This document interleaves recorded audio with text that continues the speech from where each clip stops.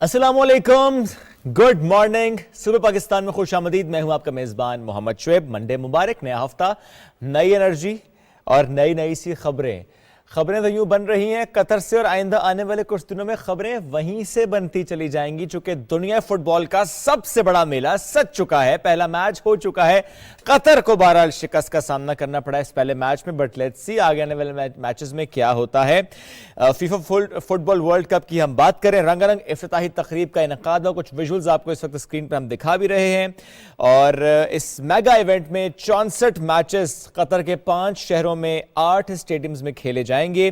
دفاعی champion France event میں اپنے اعزاز کا دفاع کرے گا۔ فیفا ورلڈ کپ کی تاریخ میں قطر میزبانی کرنے والا دنیا کا سب سے چھوٹا ملک ہے، اور اب تک اس ایونٹ کے لیے $200 ارب سے زائد کی خطیر رقم خرچ کر چکا ہے، جبکہ دوسری جانب قطر نے کہا ہے کہ محض فٹ بال ورلڈ کپ کے چند ہفتوں کے لیے ہم اپنے مذہب میں تبدیلی نہیں لا سکتے۔ اچھا، کیوں کہا گیا؟ یہ اس لیے کہا گیا، ایک سوال ہوا اور پوچھا گیا ہے کہ آپ الاؤ کیوں نہیں کر رہے الکوہل کو، ڈرنکنگ کو الاؤ کیوں نہیں کیا جائے، جس پر انہوں نے کہا کہ ہم چند دنوں کے لیے اپنے مذہب کو تبدیل نہیں کر سکتے، جو حرام چیز ہے وہ حرام تھی، ہے اور رہے گی، اور اس میں ہم کوئی تبدیلی نہیں لا سکتے۔ یہ بیان جاری کیا گیا۔ ورلڈ کپ کے دوران شائقین کو میچوں میں شراب تک کی رسائی نہیں ہوگی، اور اس بیان میں کہا گیا کہ اسلام قطر کا سرکاری مذہب ہے، جو بھی شخص اس سے ڈیویٹ کرے گا، جو ہمارے لاز ہیں، جو ہمارا کلچر ہے، ویلیوز ہیں، ٹریڈیشنز ہیں، اس کے خلاف قانونی کارروائی عمل میں لائی جائے گی۔ ہم نے لاسٹ ویک بھی شیئر کیا تھا، ایون ڈریس کوڈ سے متعلق بھی کہا گیا کہ اگر ان اپروپریٹ ڈریس پہن کر کوئی شائقین وہاں پر پہنچتے ہیں تو ان کے خلاف بھی قانونی کارروائی کی جائے گی، جیل بھی ڈالا جا سکتا ہے۔ یہ تو بات ہم نے کی قطر کی، یعنی فیفا فٹ بال ورلڈ کپ کی۔ بڑھتے ہیں آگے، اب بات کرتے ہیں جو پاکستان نے کوشش کی اور پاکستان کو اس کوشش میں جیت ملی ہے، اس کی بات کرتے ہیں۔ COP 27 کی بات کرتے ہیں، شرم الشیخ، یہاں پر بڑی اہم کانفرنس ہوئی، کانفرنس آف پارٹیز، اور ظاہر ہے اس میں ایجنڈا تھا کہ پوری دنیا میں بالخصوص جو ڈیولپنگ نیشنز ہیں وہاں پر اگر موسمیاتی تبدیلی کی وجہ سے کوئی نقصان اٹھایا جاتا ہے تو اس کی بھرپائی کیسے ممکن ہو پائے گی۔ ہم سب جانتے ہیں رواں دہائی کا 10واں بڑا مسئلہ یا 10ویں بڑی آفت ان فلڈز کو قرار دیا گیا ہے جو پاکستان میں حالیہ فلڈز ہیں، جس سے پاکستان کو نقصان پہنچا۔ وہ جانی نقصان بھی ہے، وہ مالی نقصان بھی ہے، اور پاکستان پھر سے اپنے پیروں پر کھڑا ہو پائے، بالخصوص وہ علاقے جہاں پر سب سے زیادہ تباہی ہوئی ہے، بلوچستان ہے، جنوبی پنجاب ہے، سندھ کے اضلاع ہیں جو متاثر ہوئے ہیں، وہاں پر کسان متاثر ہوئے ہیں، عوام متاثر ہوئے ہیں۔ ان سب کو کیسے سپورٹ کیا جائے، یہ مقدمہ لڑا تھا شہباز شریف صاحب نے، وزیراعظم پاکستان میاں محمد شہباز شریف صاحب نے، اور ان کی یہ کوششیں رنگ لے آئی ہیں۔ جس عالمی فنڈ کا مطالبہ ان کی طرف سے کیا گیا، جو انہوں نے کہا کہ یہ معاملہ اس طرح ہونا چاہیے کہ عالمی فنڈ قائم ہو لاس اینڈ ڈیمیج کے حوالے سے، تو وہ اب قائم کر دیا گیا ہے۔ موسمیاتی تبدیلی کے شکار غریب ممالک کے لیے ایک بہت بڑی خبر ہے، آج بہت بڑا دن ہے ان کے لیے۔ ڈیمیج اینڈ لاس فنڈ کا قیام موسمیاتی انصاف کی طرف عملی پیش رفت ہے۔ وزیراعظم پاکستان میاں محمد شہباز شریف صاحب، وزیر خارجہ بلاول بھٹو زرداری اور وزیر برائے موسمیاتی تبدیلی شہری رحمان نے موسمیاتی انصاف کے لیے علاقائی اور عالمی سطح پر بھرپور آواز بلند کی۔ ڈیمیج اینڈ لاس فنڈ کے ذریعے سیلاب سمیت جو دیگر موسمیاتی نقصانات ہیں، اس کے شکار ممالک کو اب مالی معاونت مل سکے گی۔ پاکستان میں سیلاب متاثرین کی بحالی اور تعمیر نو میں بڑی مدد ملے گی۔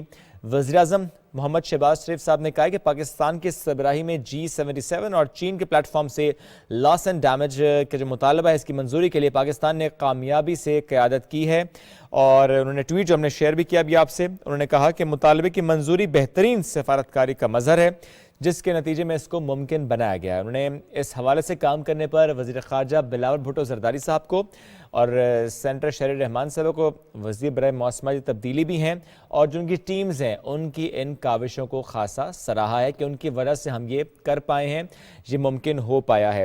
اس حوالے سے مختلف تجزیہ کار یہ کہتے بھی ہیں کہ وہاں پر اگر کسی سے بھی یہ سوال کیا جائے، یعنی شرم الشیخ میں اس کانفرنس سے متعلق، کہ اسلام آباد نے مقدمہ کتنا اچھا لڑا، تو سب اس کے معترف ہیں کہ اسلام آباد نے مقدمہ بہت اچھا لڑا ہے، صرف اسلام آباد کے لیے نہیں، یعنی صرف پاکستان کے لیے نہیں، یہ ہر اس ملک کے لیے ہے، ہر اس خطے کے، اس ملک، اس علاقے، اس شہر، اس گاؤں، اس گلی، اس کے لیے ہے جو متاثر ہوا ہے موسمیاتی تبدیلی سے، جو آئندہ آنے والے سالوں میں متاثر ہو سکتا ہے۔ اور شہری رحمان صاحب نے بڑی اچھی ایک بات کی، بڑی اہم بات کی، انہوں نے کہا کہ ٹھیک ہے یہ تو ہو گیا، ڈیمیج اینڈ لاس فنڈ کا قیام تو ہو گیا، اب اس کو آپریشنل ہونا ہے، جس کی طرف ہم نگاہیں کی اور ہم اس کو چھوڑیں گے نہیں، اس کو ہم فالو اپ کریں گے۔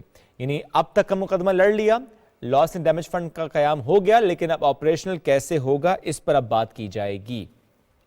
بڑھتے ہیں آگے، کچھ اور خبریں بھی ہیں۔ یو این اور پاکستان کی جانب سے پیش کی گئی نسل پرستی کے خلاف جو قرارداد ہے وہ منظور کر لی گئی ہے، اور یو این کی جنرل اسمبلی نے G77 اور چین کی جانب سے پاکستان کی طرف سے پیش کی گئی 4 قراردادوں کو منظور کیا، جس میں نسل پرستی، زینوفوبیا اور متعلقہ عدم برداشت، سماجی ترقی، خاندان کے بین الاقوامی سال کے ساتھ ساتھ بڑھاپے سے متعلق متن شامل ہیں۔ یو این میں پاکستان کے نائب مستقل نمائندے سفیر عامر خان کی جانب سے متعارف کرائے گئے ان 4 مسودوں میں سے 3 کو جنرل اسمبلی کی تیسری کمیٹی میں اتفاق رائے سے منظور کیا گیا ہے، جو سماجی، انسانی اور ثقافتی معاملات سے متعلق ہیں۔ یہ بھی ایک خبر، اور اس کے بعد اب بات کرتے ہیں پاکستان اور رشیا کے درمیان معاہدہ ہونے والا ہے، جس کی پیش رفت ہوئی ہے، اور اس سے اب یہ سوچا جا رہا ہے کہ شاید پاکستان میں آئندہ آنے والے وقتوں میں تیل سستا ہوگا، چونکہ ہم رشیا سے سستا تیل اور سستی گیس خریدنے کے حوالے سے دلچسپی کا اظہار کر رہے ہیں، باضابطہ رابطہ بھی ہو چکا ہے۔ روس کے ساتھ وزارت خارجہ اور وزارت پیٹرولیم کی سطح پر خط و کتابت کا آغاز ہو چکا ہے۔ رشیا کو یہ بتایا گیا ہے کہ ہم دلچسپی لے رہے ہیں آئل اینڈ گیس کی خریداری میں، اور خریداری کی شرط کیا ہے کہ پاکستان پر کوئی پابندی نہ لگے۔ اس حوالے سے مزید یہ بھی کہا گیا ہے کہ دعوت ملنے پر پاکستانی وفد رشیا کا وزٹ کرے گا۔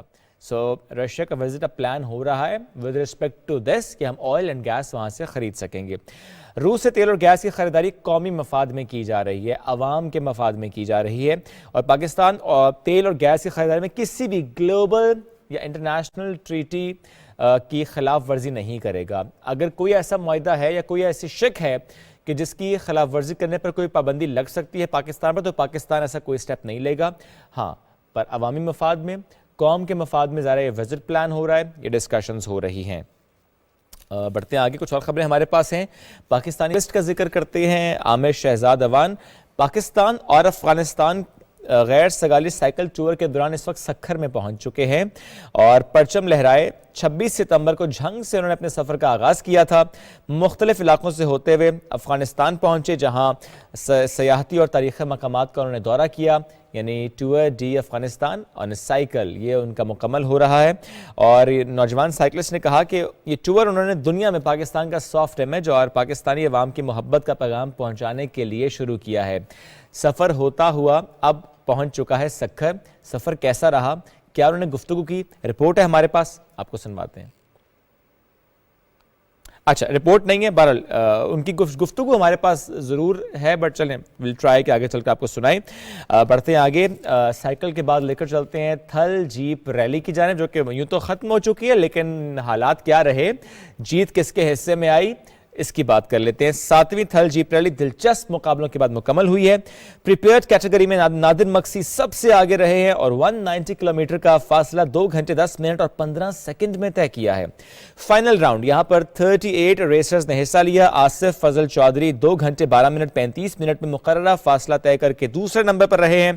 تیسرے نمبر پر آنے والے جعفر مکسی نے 2 گھنٹے 50 منٹ اور 16 سیکنڈ میں 190 کلومیٹر کا یہ فاصلہ طے کیا ہے۔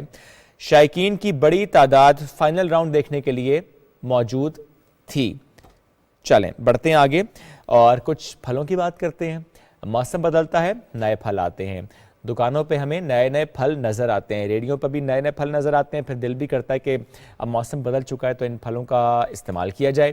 یوں تو سٹرس فروٹ کے حوالے سے بھی آج ہم بات کریں گے، لیکن سنگھاڑا آج کل ہر جگہ ہمیں نظر آ رہا ہے، تو اس پر جانے سے پہلے چونکہ سٹرس فروٹس کے حوالے سے پاکستان کی بہت بڑی پہچان ہے، پاکستان ایکسپورٹ بھی کرتا ہے اپنے سٹرس فروٹس پہ، چاہے سرگودا کا سٹرس فروٹ ہو یا چاہے کے پی کا سٹرس فروٹ ہو، کہاں پر ایکسپورٹ کرتے ہیں وہ بات اپنی جگہ، کتنا مشہور ہے اور کس طرح سے آنا شروع ہو چکا ہے مارکیٹ میں، ایک رپورٹ ہے ہمارے پاس، آگے دیکھتے ہیں۔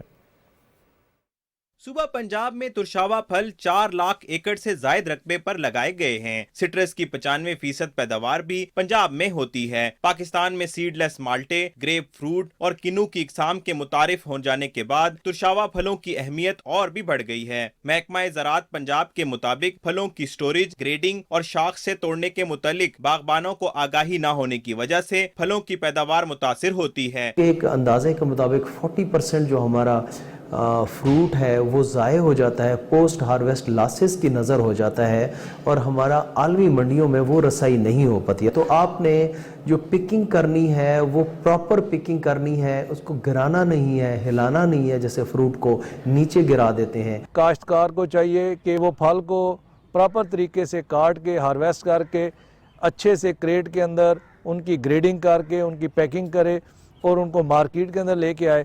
اس سے یہ ہے کہ ایک تو پھل کو نقصان کم ہوگا، اس کی پیداوار بہتر ہوگی اور کوالٹی پھل کی وہ بہتر ہوگی۔ محکمہ زراعت پنجاب کے مطابق زیادہ زر مبادلہ حاصل کرنے کے لیے باغ مالکان کو چاہیے کہ وہ اپنے برانڈ کی مارکیٹنگ کر کے اسے عالمی منڈی میں متعارف کروائیں۔ یہ تو بات تھی سٹرس فروٹس کی۔ موسم جب بدلتا ہے تو آپ کے انداز بھی بدل جاتے ہیں، رنگ ڈھنگ بدل جاتے ہیں، آپ کے نئے نئے پلانز ہوتے ہیں۔ نئے پلان سے متعلق شاپنگ بھی ہو سکتی ہے، ظاہر ہے گرم کپڑے آپ نے لینے ہوتے ہیں، یا فار دیٹ میٹر اگر آپ گرم علاقے میں رہتے ہیں تو آپ کی کوشش ہوتی ہے کہ آپ اس بدلتے موسم میں کسی ایسے علاقے کا رخ ضرور کریں جہاں پہ برف باری ہو رہی ہے۔ آج برف باری والے علاقوں میں بھی لے کر جائیں گے، لیکن پنڈی گھیپ پہلے آپ کو لے کر چلتے ہیں، اور پنڈی گھیپ میں جناب جو رہنے والے ہیں وہاں کے سرد موسم سے لطف اندوز ہونے کے لیے وہ ٹرائی کر رہے ہیں کہ فش ہی کھائی جائے، یعنی ایک میل فش کا ضرور ہو۔ لے کر چلتے ہیں وہاں پر، ہمارے پاس آصف صابری کی طرف سے رپورٹ آئی ہے، دکھاتے ہیں۔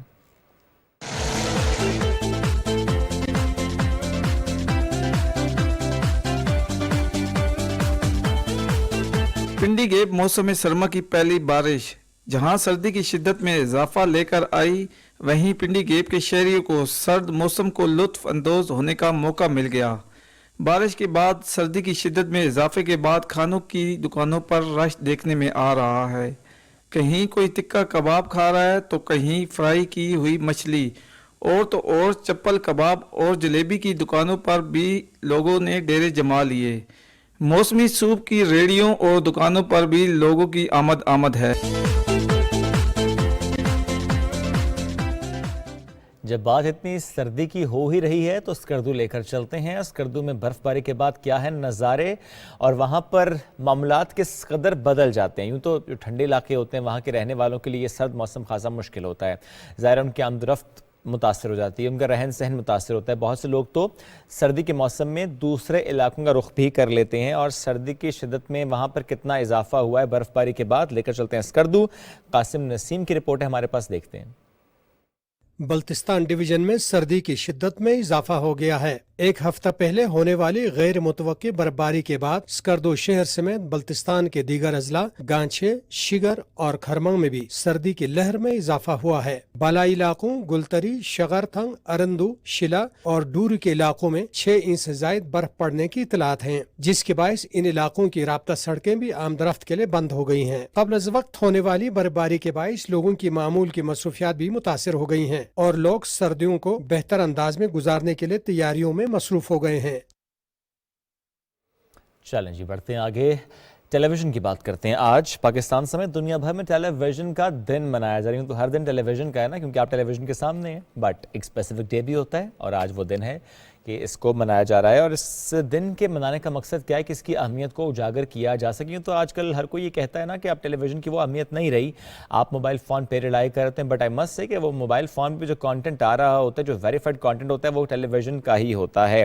یو این نے 1997 میں اسے عالمی دن کے طور پر منانے کا اعلان کیا۔ اس دن کے منانے کا مقصد اہم معاملات کے حوالے سے لوگوں میں شعور اجاگر کرنا اور ٹی وی کی طرف سے کی جانے والی کوششوں کو سراہنا ہے۔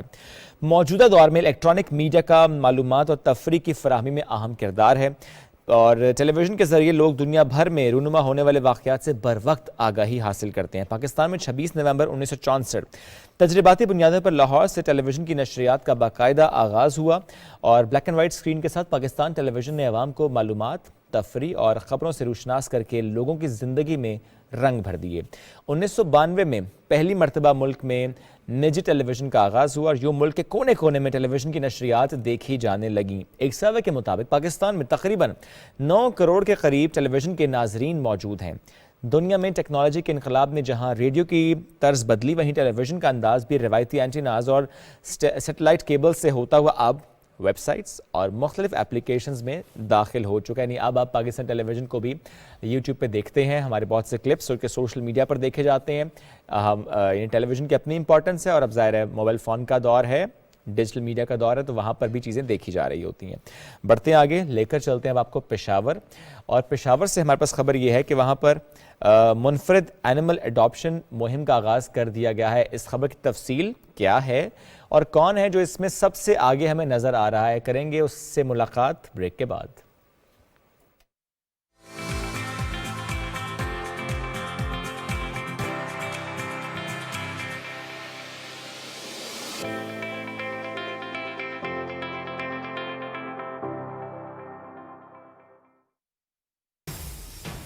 Welcome to Star in Style Season 3.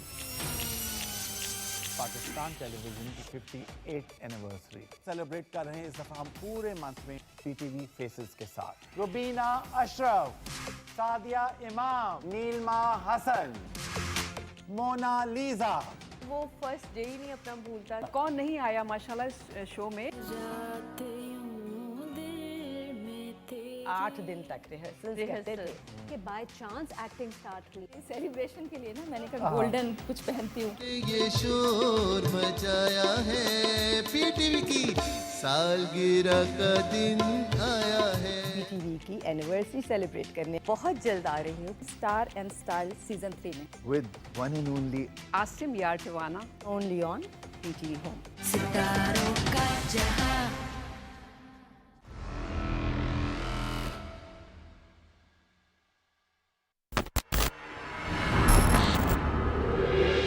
ہمیں ایک ایسی نسل تیار کرنی ہے جو دشمن کے ہر حملے کا بھرپور جواب دے سکے۔ تمہیں کیا لگتا ہے کہ تم اتنی رقم لے کر پائے تخت میں رہ پاؤ گے؟ ہمیں بینک کھلنے سے پہلے ساری رقم واپس لانی ہوگی۔ ہم کامیابی کے بہت نزدیک ہیں پاشا۔ موت کا خوف کچھ بھی کروا سکتا ہے۔ اب مرنے کا وقت آ گیا ہے۔ وطن پیارا ہے یا پھر جان؟ میرے وطن پر مجھ جیسے ہزاروں عثمان قربان ہیں۔ کیا آپ ہمیں دھمکی دے رہے ہیں؟ یہی سمجھے ہم ایک تیر سے 2 شکار کریں گے۔ اگر ایک نہیں تو دوسرا بھی نہیں۔ تم اب کیا چال چلنے والے ہو عبدالحمید؟ ہمارا مقصد ان مذاکرات کو برباد کرنا ہے۔ یہ معاملہ راز رہنا چاہیے۔ سفارتی زبان میں جتنا میں نے تمہیں سمجھانا تھا سمجھا لیا۔ وہ ہماری ریاست کو زندہ درگور کرنا چاہتے ہیں۔ خلیل خالد،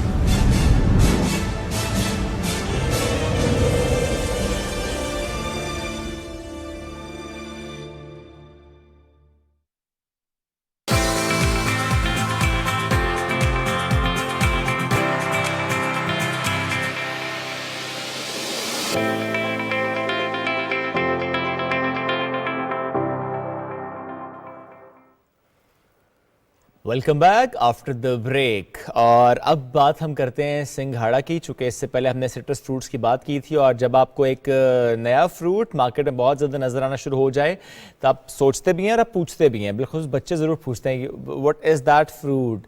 ہم نے چند روز پہلے آپ سے ذکر ڈریگن فروٹ کا بھی کیا تھا کہ اب چائنا پاکستان کو وہ ٹیکنالوجی فراہم کرے گا کہ پاکستان میں بھی ڈریگن فروٹ ہوگا۔ ویسے تو چائنا کی اپنی اتنی بڑی مارکیٹ ہے کہ پاکستان میں ایکسپورٹ بھی کر سکتا ہے، but dragon fruit is very nutritious. ویسے بھی پاکستان کے موسم سے متعلق ہم یہی رائے رکھتے ہیں کہ پاکستان میں چونکہ سارے موسم ہے تو یہاں پر ہر چیز کی کاشت ہو سکتی ہے، تو وہ پھل جو کسی اور خطے کے ہیں اگر پاکستان میں ان کا ٹرائل کیا جائے تو سوائل بھی فرٹائل ہے، ہمارا ایٹماسفیئر بھی ایسا ہے کہ ہم وہ فروٹ اس کی پیداوار میں اپنا حصہ ڈال سکتے ہیں۔ بٹ اینی ویز سنگھاڑا کی ہم بات کریں، اور سنگھاڑا آج کل بازار میں دستیاب ہے، شکل اور ذائقے کے لحاظ سے منفرد سا یہ پھل ہے۔ کیا اس کی نیوٹریشس ویلیوز ہوتی ہیں اور کہاں کہاں پر مل رہا ہے؟ ہمارے پاس رپورٹ ہے ظفر اللہ خان کی ملتان سے، تو آئیے وہ رپورٹ دیکھتے ہیں۔ تلاب میں بیل کی جڑ سے اگنے والا پھل سنگھاڑا تکونی شکل اور نہایت منفرد ذائقے کا حامل ہے۔ اس کا مغز سفید رنگ کا ہوتا ہے اور اسے عام طور پر ابال کر کھایا جاتا ہے۔ جنوبی ایشیا میں اس کے صفوف کو ادویات اور کھانوں میں بھی استعمال کیا جاتا ہے۔ इसमें carbohydrates, protein, vitamin B, potassium और कॉपर वाफर मिकदार में पाए जाते हैं। छपड़ा च पैदा होंदा हैगा और साफ सुथरा माहौल होंदा है। औरतां, बच्चे, मर्द इनू पटदे ने। 3 ਤੋਂ 4 फुट पानी होंदा है जिंदे विच वड़ के पटदे ने। ये सिंघाड़ा हम लेके जा रहे हैं, उबाल के पका के बेचते हैं। ये सिंघाड़े में पोटाशियम की वाफर मिकदार ब्लड प्रेशर के इलाज के लिए मुआवन है। कम कैलोरीज और ज्यादा फाइबर का हामिल फल खाने से देर तक भूख नहीं लगती। इसी बिना पर ये वजन कम करने की भरपूर सलाहियत रखता है। इसके फवायद जो हैं वो बहुत सारे हैं, क्योंकि ये दवा तो है ही लेकिन बतौर ग़िज़ा इस्तेमाल हो रही होती है, इसलिए इसको जितनी भी मिकदार में इस्तेमाल किया जाए कोई हर्ज नहीं। मैग्नीशियम की मिकदार इसमें खासी होती है, पोटाशियम भी बहुत होता है, जिसकी वजह से ये दिल और ख़ास तौर पे ब्लड प्रेशर में इसके फ़वायद हासिल किए जा सकते हैं बतौर ग़िज़ा के। तिब्बी माहिरीन का कहना है कि सिंघाड़े का इस्तेमाल थकावट दूर करने के साथ साथ जिस्म में खून की रवानी बेहतर बनाता है। सिंघाड़े के मगज का सफूफ खांसी की तकलीफ को भी ख़त्म करता है। सिंघाड़े ग़िज़ाइयत से भरपूर, कमज़ोर और लागर अफराद के लिए नहायत मुफीद ग़िज़ा है। Zafarullah Khan, Pakistan television news, Multan. तो ये था सिंघाड़ा, और सिंघाड़े से मुतालिक देखें 2 बातें आ चुकी हैं। एक कि वज़न कम करने में मदद करता है, दूसरा जिस तरह आखिर में हमारे रिपोर्टर ने भी बताया कि जो कमज़ोर और लागर हैं उनके लिए भी बड़ा ही मुफीद ये फल होता है। ऐसे में जब मौसम बदलता है, जनरली हम देखते हैं नट्स का बहुत इस्तेमाल होता है, ड्राई फ्रूट्स का इस्तेमाल हो रहा होता है, खजूर का इस्तेमाल हो रहा होता है, कॉफ़ी का इस्तेमाल हो रहा है। अब कॉफ़ी में ज़रा ब्लैक कॉफ़ी अगर आप पियेंगे तो उसके हवाले से राय ये है कि वज़न कम करने में मदद मिलती है। But at the same time खजूर या फॉर दैट मैटर ऐसे नट्स जिसमें हम कहते हैं कि वज़न बढ़ता भी है, तो आज हम इस मौजू पर भी बात करेंगे कि बदलते मौसम में खजूर और कॉफ़ी कितना इस्तेमाल किया जाना चाहिए, क्या कोई नुकसान तो नहीं हो जाता। इसके अलावा जो दीगर मौज़ूआत हैं क्विक आपके साथ हम शेयर कर लेते हैं कि आज हम ज़हरा सरवियानी साहब से आपकी मुलाकात कराएंगे साहिबा से, और लिंकन ज़ेन बाग की नुमाइंदगानी कमेटी की रुकन मुंतखब होने का इनको माशाल्लाह एज़ाज़ हासिल है। चंद रोज़ पहले इनकी खबर में भी हमने शेयर की थी। पहली पाकिस्तानी खातून है और 4 साल तक इस बॉडी का वह हिस्सा रहेंगी। तो आज इनसे ज़रा हम पूछेंगे इनकी कामयाबी का राज, यहाँ तक पहुँचने में किस कदर मेहनत करनी पड़ी, प्लस लिंकन ज़ेन बाग की रिप्रेजेंटेशन कमेटी की आखिर जिम्मेदारियाँ क्या होती हैं, इस पर हम ज़रूर उनसे बात करेंगे। इसके अलावा आज हम मार्शल आर्ट्स की बात करेंगे और हुंजा से ताल्लुक़ रखने वाली पाकिस्तान की पहली खातून mixed martial art fighter Anita करीम भी हमें ज्वाइन करेंगी। मुतादिद मुकाबले अपने नाम कर चुकी हैं, और बल्कि कहना ये चाहिए कि जिस खेल को मर्दों का मुकाबला तस्वर किया जाता रहा, उस राय को उन्होंने बिल्कुल ज़ाइल कर दिया। इसके अलावा आज, बल्कि सिर्फ आज नहीं, आइंदा आने वाले प्रोग्राम्स में हमने बात करनी है पैगाम इकबाल की। वो चाहे खुद ही का पैगाम हो, चाहे शाहीन से जो नौजवान को तशबीह दी जाती रही, इस पर बात करेंगे। और PMLN के रहनुमा निसार अहमद चीमा साहब हमें ज्वाइन करेंगे। लेकिन इन सब मौज़ूआत पर जाने से पहले, चूँकि मैंने ब्रेक पर जाने से पहले जिक्र पेशावर का किया था, पेशावर के चिड़ियाघर का किया था, तो वहीं पर आपको लेकर चलते हैं कि खबर वहाँ से कि एनिमल अडॉप्शन मुहिम का आगाज़ किया गया है। चूँकि फ़ंड्स ख़त्म हो चुके हैं KP गवर्नमेंट के पास, दैट इज़ द रीज़न कि अब ज़ू के ऑपरेशनल मामलात के लिए, उन जानवरों की देखभाल के लिए, उनकी खुराक के लिए उन्होंने 3-4 कैटेगरीज मुतारिफ कराई कि इन कैटेगरीज के ज़रिए आप इन जानवरों को अडॉप्ट कर सकते हैं। इस वक्त स्क्रीन पर हम दिखा भी रहे हैं, ब्रॉन्ज कैटेगरी है, सिल्वर कैटेगरी है, गोल्ड कैटेगरी है। आपको क्या पे करना पड़ेगा और उसके एवज़ आपके लिए क्या किया जाएगा, आपकी नेम प्लेट वहाँ पर ज़ाहिर लगाई जाएगी कि आप इसकी कफ़ालत कर रहे हैं। और इस हवाले से कोई भी शहरी चिड़ियाघर में मौजूद किसी भी जानवर के अखराजात की जो जिम्मेदारी है वो उठा सकता है। और पेशावर के समाजी कारकुन हैं साकिबुर रहमान, ये पहले शख्स हैं जिन्होंने शहर के चिड़ियाघर में मौजूद एक तीतर को गोद लिया है। अच्छा, साकिब से मुतालिक हम सब जानते हैं, ही इज़ वेरी एक्टिव माशाल्लाह। आई रिमेंबर सफ़ा और मरवा सर जुड़ी बहनें, उनको भी इन्होंने रिपोर्ट किया। उसके बाद जब तक उनका इंग्लैंड में ऑपरेशन ना हो गया, जब तक वो बिल्कुल सेहतमंद हो गए, साकिब ने इस केस को फॉलो किया। साकिब वैसे भी जनरली बहुत ज़्यादा केसेस को फॉलो करते हैं। A very good friend. Saqib अस्सलाम वालेकुम, कैसे हैं आप? शुएब साहब, थैंक यू, आपने इनवाइट किया। मैं ठीक ठाक, आप कैसे हैं?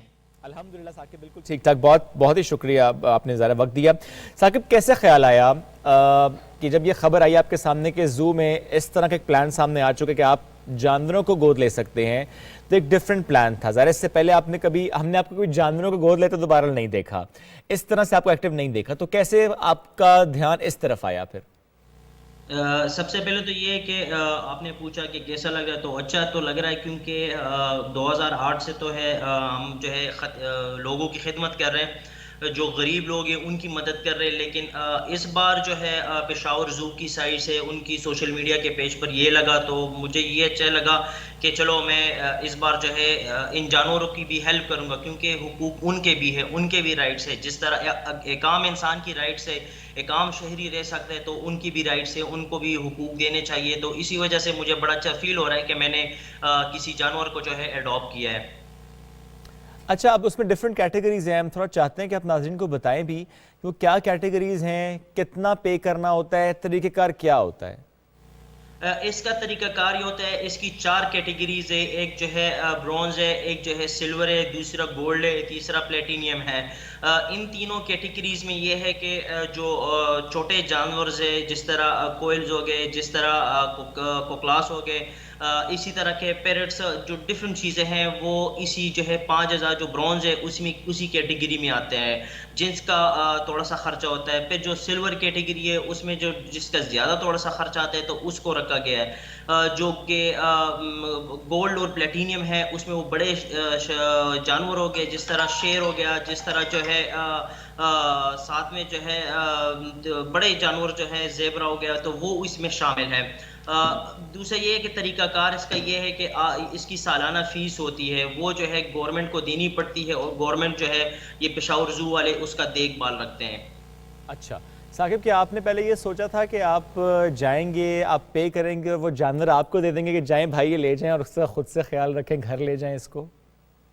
سب سے پہلے جب یہ تھا کہ ان کی جب پوسٹ میں نے دیکھی تو میرا تو یہ پلان تھا کہ میں سوچ بھی یہ تھی کہ میں جاؤں گا، یہ جانور مجھے دیں گے، میں لے کے آؤں گا تو ایک یہ ہوگا، لیکن وہاں پہ گیا تو پتہ چلا کہ نہیں، جانور جو ہے جو بھی جانور ہے وہ انہی کے پاس ہوگا، پراپرٹی جو ہے وائلڈ لائف کی ہوگی، پشاور زو کی ہوگی، اور وہ جو ہے اس کو رکھیں گے بس، لیکن جو پیسے ہم دیں گے وہ جو ہے اس پر جو ہے اس کو پالیں گے، وہ جو اس کا دیکھ بھال رکھیں گے اور اس پر جو ہے اس کو خوراک دیا جائے گا۔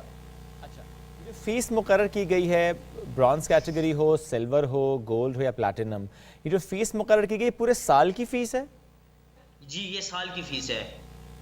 اچھا، اگر آپ مجھے بتا سکیں کہ کس کیٹیگری کی کیا فیس ہے اور اس فیس کے اگینسٹ وہ ذرا خیال رکھ رہے ہیں اس کو خوراک دے رہے ہیں، تو آپ کا صرف وہاں پہ نام لکھا جائے گا یا کہ آپ کو الاؤ کیا جاتا ہے کہ آئیں ذرا اندر دیکھ بھی لیں جا کے؟ اچھا، اس طرح ہے کہ جو کہ برونز ہے تو برونز کی یہ ہے کرائٹیریا ہے کہ آپ اس میں سے صرف جو ہے 5000 فیس ہے وہ آپ دے دیں گے، جس میں سے ایشین کوئل ہو گیا، کوکلاس ہو گیا، یہ جو ہے اس میں سے جس کی 5000 فیس ہے۔ دوسرا جو ہے جو کہ اس میں سے ایک اور بھی ہے 15000 والا بھی ہے۔ سلور کی اگر ہم بات کریں تو سلور میں ہمارے پاس یہ ہے کہ صرف 20000 اس کی جو ہے فیس ہے، جس میں سے جو ہے کوکٹیل ہے، یلو وہ ہے، اس میں سے پیرٹ بھی ہے، آسٹریلین پیرٹس بھی ہے، اس کی تھوڑی سی ایک اور پھر ہے 5000 اور بھی ایکسٹرا ہے، تو 25000 والی کرائٹیریا پہ ہے۔ گولڈ اگر پلیٹینیم کی اگر ہم بات کریں تو اس میں جو ہے ڈیئر ہے اور جس طرح لائنز ہے وہ ہے، ٹائیگرز ہیں، تو اس کی فیس جو ہے 30000 سے لے کے 2 لاکھ روپے تک ہے۔ اس میں سے یہ ہے کہ اگر جو 30000 اور 3 لاکھ والی جو ہے 2 لاکھ والی ہے، اس میں سے ہم جو میرے وزٹرز جو بھی جائے گا میرے پاس تو 5 ٹائم جو ہے ان کے لیے فری ہے، لیکن جو سلور اور برونز ہے اس میں یہ کیٹیگری یہ چیز نہیں ہے۔ اچھا، جو پریولیجز ملتی ہیں آپ کو، میں پڑھ بھی رہا تھا برانز اڈاپشن کی، آپ نے خود کچھ ذکر بھی کیا، ایک ظاہر ہے آپ کا نام وہاں لکھا جاتا ہے، یہ فیکٹ شیٹ سے کیا مراد ہے؟ فیکٹ شیٹ وہاں پر لگائی جائے گی، واٹ از دیٹ؟ اچھا، اس کا فلیگ شیٹ کے یہ ہے کہ جو فیس ہم دیں گے نا فیس، تو اس میں سے یہ ہوگا کہ جو پنجرا ہوگا وہاں پہ جہاں پہ جو جانور جس اس میں ہوں گے تو اس کے اوپر ہمارا جو ہے ایک بورڈ لگے گا جس پہ لکھا ہوا ہوگا کہ ثاقب ہوگا۔ اگر فار ایگزامپل ایک اور بندہ بھی آتا ہے وہ بھی اس کو جو ہے اڈاپٹ کرتا ہے تو اس کا نام بھی لکھا جائے گا، تو اس کے اوپر فلیگ شیٹ لکھا جاتا ہے کہ یہ اس بندے نے جو ہے اس کے اڈاپٹ کیے، اس بندے نے اس کے اڈاپٹ کیے، تو یہ اس پہ لکھا گیا ہے سارا سب کچھ اس طرح ہوگا۔ یعنی ایک ہی کیج میں اگر زیادہ جانور ہیں تو یہ ممکن ہے کہ ہر ایک جانور کو جو اڈاپٹ کرنے والا شخص ہے وہ مختلف ہوگا؟ جی ایگزیکٹلی اسی طرح کی ہے، جس طرح ابھی ایک اور کیج ہے تو اس میں سے 15 جانور 15 پرندے ہیں، جس میں سے ان لوگوں نے جو ہے ایک بندے نے کوئل کسی نے کیے تو اس کا وہاں پہ لگ جائے گا کہ ڈاکٹر یہ ہے اور اس کا نام یہ ہے۔ اچھا ثاقب، آپ پہلے شخص تھے جو وہاں پر پہنچے اور جس نے اڈاپٹ کیا. یہ سن کر کیسا آپ کو لگا؟ کیا سن کر اچھا لگا یا آپ کو سن کر تھوڑا دکھ بھی ہوا کہ ابھی تک کوئی آیا ہی نہیں ان جانوروں کو گود لینے کے لیے؟ اچھا بھی لگا اور دکھ بھی ہوا. اچھا اس بات پر لگا کہ چلے میں اڈاپٹ کر رہا ہوں, لیکن دکھ اس بات پر ہوا کہ گورنمنٹ کو چاہیے کہ آپ اتنے بڑے جو بھی کر رہے ہیں, جلسے کر رہے جو بھی کر رہے, تو اس کے لیے آپ تھوڑی سی رقم دے دیں تاکہ جو ہے اس طرح کے آپشنز نہ آئے. اگر باہر کے ممالک میں ہم دیکھیں تو ایڈاپشن ان کے پاس ہے, ایڈاپشن چیزیں ہیں ان کے پاس, لیکن ایڈاپشن چیزوں میں ان کے پاس یہ اس طرح کا نہیں ہے کہ ہمارے پاس لیک آف فنڈ ہے, لیک آف چیزیں ہیں, تو وہ اس طرح نہیں ہے فیسلٹیز. وہاں پہ ان کے پاس فنڈ بھی ہوتا ہے اور ایڈاپشن بھی, وہ صرف پیار محبت کے لیے ان چیزوں کے لیے. لیکن اگر ہم 2018 کی بات کریں تو 2018 میں بھی اسی طرح کے ایک ان پر جو ہے بات ہوئی تھی کہ ان کے پاس فنڈ نہیں ہے. اگر ریسنٹلی ہم بات کریں تو ریسنٹ بھی اسی چیز کے اوپر بات ہوئی تھی, سوشل میڈیا پر بھی لوگوں نے ویڈیوز شیئر کی ہیں کہ یہاں پہ یہ جانور مر رہے ہیں, ان کے جانور اس کے ساتھ اس طرح ہو رہا ہے. تو میں کہتا ہوں کہ گورنمنٹس کو چاہیے کہ اس چیز کو تھوڑا سا کریں. اگر کوئی فنڈ دے دے تو میرے خیال میں یہ اس طرح کی نوبت نہ آتی. ہاں اگر پیار محبت کے لیے لوگ ایڈاپشن کراتے ہیں تو وہ سب سے اچھی چیز ہے, وہ ہر بندہ آئے گا, میں بھی آؤں گا, میرے ساتھ اور لوگ بھی آئیں گے, وہ کریں گے, تو یہ ہے تھوڑا سا. اچھا ثاقب, اب کچھ کیٹیگریز ایسی ہیں جس میں پریولیجز زیادہ ہیں, جیسے کہ ون ٹائم انٹری بھی ہے اور پریولیجز بھی ہیں اس شہری کو جو کہ اڈاپٹ کرے گا. اگر وہ بھی آپ شیئر کر سکیں, آپ کی کیٹیگری ذرا ڈفرینٹ ہے بٹ اور کیٹیگریز پہ بھی آپ نے کام تو کیا, آپ نے پڑھا تو ہوگا اس سے متعلق. جی کیٹیگریز ڈفرینس ہے. تو اگر پریویلیج کی ہم بات کریں تو لوگوں کو یہ جو 3 لاکھ اور 30,000 والی گولڈ اور پلیٹینیم کی بات کروں تو گولڈ اور پلیٹینیم میں اس وجہ سے ان لوگوں نے رکھا ہے کہ ان کا جو ہے اس میں اتنا پروفٹ نہیں ہوگا. اگر 5,000 کی ہم بات کریں تو 5,000 برونز میں جو ہے ہم نے لے لیا, لیکن اگر 5 ٹائم میں جاؤں گا تو 5 ٹائم جو ہے زو کو کوئی پروفٹ نہیں ہوگا, زو کو جو ہے وہ ٹکٹ بھی نہیں ملے گا. تو اگر 3 لاکھ کی کوئی کرتے ہیں تو اس میں سے اس کو پھر پروفٹ ہو جاتا ہے کہ چلو میں اس 3 لاکھ پہ جو ہے 2 لاکھ پہ جو ہے اس کو فوڈ بھی دوں گا اور ساتھ میں اگر یہ 5 بار فری بھی آ جائے تو نو ایشو ہے, اس میں سے کوئی مسئلہ نہیں پڑا, کوئی فرق نہیں پڑتا ہے. تو اگر جو سلور اور برونز کی ہے تو اس وجہ سے تو ان لوگوں نے جو ہے پریویلیجز کم کیے ہیں اس میں سے. اچھا ثاقب, ظاہر ہے آپ you are very active there, تو آپ 2018 سے اگر میں اب تک کے حالات پر آپ سے کہوں کہ مجھے تھوڑا سا اپنا انسائٹ شیئر کریں. آپ نے خود بھی ذکر کیا کہ جانور مر رہے تھے, وہ چاہے گرمی سے یا بھوک سے, تو کیا انتظامات بہتر نہیں رہے 2018 سے لے کے اب تک؟ ہم نے چڑیا گھر میں کیا دیکھا, کیا انتظامات نہیں کیے گئے گورنمنٹ کی طرف سے؟ دیکھیں زو کی بات اگر میں کروں تو زو کی سائڈ سے بڑے اچھے انتظامات ہیں. انتظامات یہ ہے کہ فیملیز وہاں پہ آتی ہے, وہ خوش ہوتی ہے. پشاور میں اگر میں اس کی بات کروں تو پشاور میں یہ ایک واحد ایسی جگہ ہے جو کہ یہاں پہ کوئی اس طرح کا کوئی یہ نہیں سوچتا کہ میرے ساتھ اس طرح کا مسئلہ آئے گا. ملک کے حالات اگر ہم دیکھ لیں تو ہر جگہ پہ مسئلے مسائل ہوتے ہیں, تو لوگ اس چیز کو یہ نہیں کرتے. ہر بندہ, اگر کل کی میں بات کروں تو کل میں خود گیا ہوں تو سب سے زیادہ وہاں پہ فیملیز تھی. تو فیملیز آتی ہیں, دیکھتی ہیں, ماحول اچھا ہے, صاف ستھرا ہے. لیکن گورنمنٹ کی اگر میں بات کروں تو گورنمنٹ کو چاہیے کہ فنڈ ریلیز کیا کرے. اگر آپ اتنے بڑے جلسوں جلوسوں پہ آپ فنڈنگ لگا رہے ہیں, کروڑوں روپے لگا رہے ہیں, تو اگر آپ یہاں پہ 1 کروڑ لگا دیں تو میرے خیال میں اس طرح کا کوئی سچے ایشو نہیں ہوگا. ان کو گورنمنٹ کا اپنا فنڈ بھی ہوتا ہے, اگر اس میں سے دے دے. اگر یہی منسٹر جو ہے اپنے, جس طرح ہم اڈاپٹ کر رہے ہیں, میں اپنی جیب سے اڈاپٹ کر رہا ہوں, اگر یہی ایم پی ایز یہی منسٹر جو ہے اپنی جیب سے اڈاپٹ کرے تو وہ بھی کوئی مسئلہ نہیں ہے. لوگ اور بھی آگے آئیں گے. اگر ایک صوبائی وزیر بھی یہاں پہ اڈاپٹ کرے تو میرے خیال میں اور لوگ بھی تعاون کریں گے, آئیں گے, کیوں نہیں آئیں گے, ہر بندہ آتا ہے. لیکن فنڈ ریلیز کرنا چاہیے ان کو کہ فنڈ دے دے. اس میں سے زو کا ماحول بڑا اچھا ہے, زو صاف ہے, اس طرح کا کوئی ایسا چیز ایشو نہیں ہے زو میں. لیکن گورنمنٹ کی سائڈ سے مسئلے مسائل ہیں. یعنی وہ مسئلے ایسے ہیں جس کی وجہ سے ماضی میں جانوروں کی ہلاکت کے معاملات بھی سامنے آئے ہیں پشاور چڑیا گھر میں. جی اسی طرح کا ہے. ٹھیک. اور اب میں جاننا چاہوں گا ثاقب کہ یہ کہا جا رہا ہے کہ ذرا یہ فنڈز حاصل کرنے کا ایک طریقہ بھی ہے, آپ اس سے ایگری کرتے ہیں؟ فنڈ دیکھیں, اگر زو کی انتظامیہ وائلڈ لائف کی اگر میں بات کروں تو اگر میں اپنی کی بات کروں تو فنڈ ہاں طریقہ کار ہے, لیکن طریقہ کار اگر یہ اپلیکیشن وہاں پہ دیتے, اگر ان کی سائٹ سے فنڈ ریلیز نہیں ہوتے تو میرے خیال میں یہ پھر اقدام اٹھانا پڑا ان کو کہ ایڈاپشن ہم کریں گے. اگر گورنمنٹ کی سائڈ سے جو ہے ان کو سپورٹ نہیں دیا جائے دے دیا ہوتا تو میرے خیال میں ایڈاپشن کی نوبت صرف وہ پیار محبت تک آتی. ابھی اگر میں اپنی بات کروں تو میں نے سوشل میڈیا پر بھی شیئر کی ہے کہ میں نے اڈاپٹ کر دیا, لیکن لوگوں نے اس کے نیچے جو کمنٹس دیے وہ یہی دیے کہ گورنمنٹ کے پاس فنڈ نہیں ہے, گورنمنٹ نے یہی ایک اچھی جگہ تھی اس کو بھی تباہ کر دیا. اور یہ معاملہ کہ اگر ایک شہری گود لیتا ہے کسی ایک جانور کو تو اس سے جانوروں کے حوالے سے محبت پیدا ہوگی, آپ اس کو بائی کرتے ہیں کہ واقعی ایسا ہے, اس طرح ہوتا ہے؟